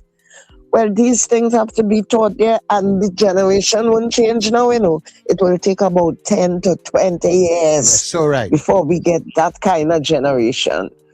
Because you see big people doing it. They head hard, you talk to them, they suck their teeth at you, or they curse. But you have to start with the children, the kindergarten, where children now learning, and bring it up, and they have to try to help to change their parents. So, or else you're not getting it. Look, I traveled on the boat the other day, and I heard the lady give all the instructions and say, you use your headphones if you're going to use your phone or tablets or whatever. And from the time she moved from that cabin, everybody started to put on their thing loud, all but even if you wanted to take a nap, you couldn't. And I say, how society? We are so indisciplined here, man. Totally indisciplined. So that is what happens. And for Sir Charles, you asked something earlier about the police, and we don't hear certain things after when they charge certain people. That is not their duty, you know. They tell us about it when it happened, but what we need in this country is a lot more investigative journalists to keep a question going on certain matters. Bring it to the fore, dig and find out, and tell the public what is going on. For example, the bodies they dig up in that they dug in the boards they dug in Valsine. We ain't hearing nothing about that. What about that case? What happened to it? Where's the man they arrested? What going on? Nothing, we don't hear anything. So that is what we need. Thank you for taking my call. Have a good day. Yeah, thanks very much. Guys, I sent a message in our chat. If you all could look at it so that we could organize the guests for tomorrow. Please go, right? Okay, cool. Okay. All right. This is where we're going to leave it for today. We actually make it to 9 o'clock. Look at that. Overtime. Hold on, I had to put my camera for this one. What? Overtime. 9 a.m. From 6 to 9 a.m. Well, they get all their wish today. but the discussions have been very fruitful today, I thought. And I mean, we'll always not all agree. And it happens. That's only human behavior, but human nature, I should say. But at the same time, we all want what's best, even though we go about it differently, even though we may have different political slants, but we all want what's best at the end of the day. I could speak for this show. I don't know that anybody on this show don't want what's best for the country or for other people, you know, unless you're a real hater. You gotta be a real hater. And I don't think we have that. No, I agree with you. Yeah. I agree with you. Yeah. So, of course, thank you for joining us today on The Breakfast Show. We know you have lots of choices to choose from, and we're glad you chose us and spent the time with us this morning. Of course, the show continues on NETT Radio Trinidad, NETT Radio TT Trinidad. Is that right? Every morning is the same mess with this one. Because things changed.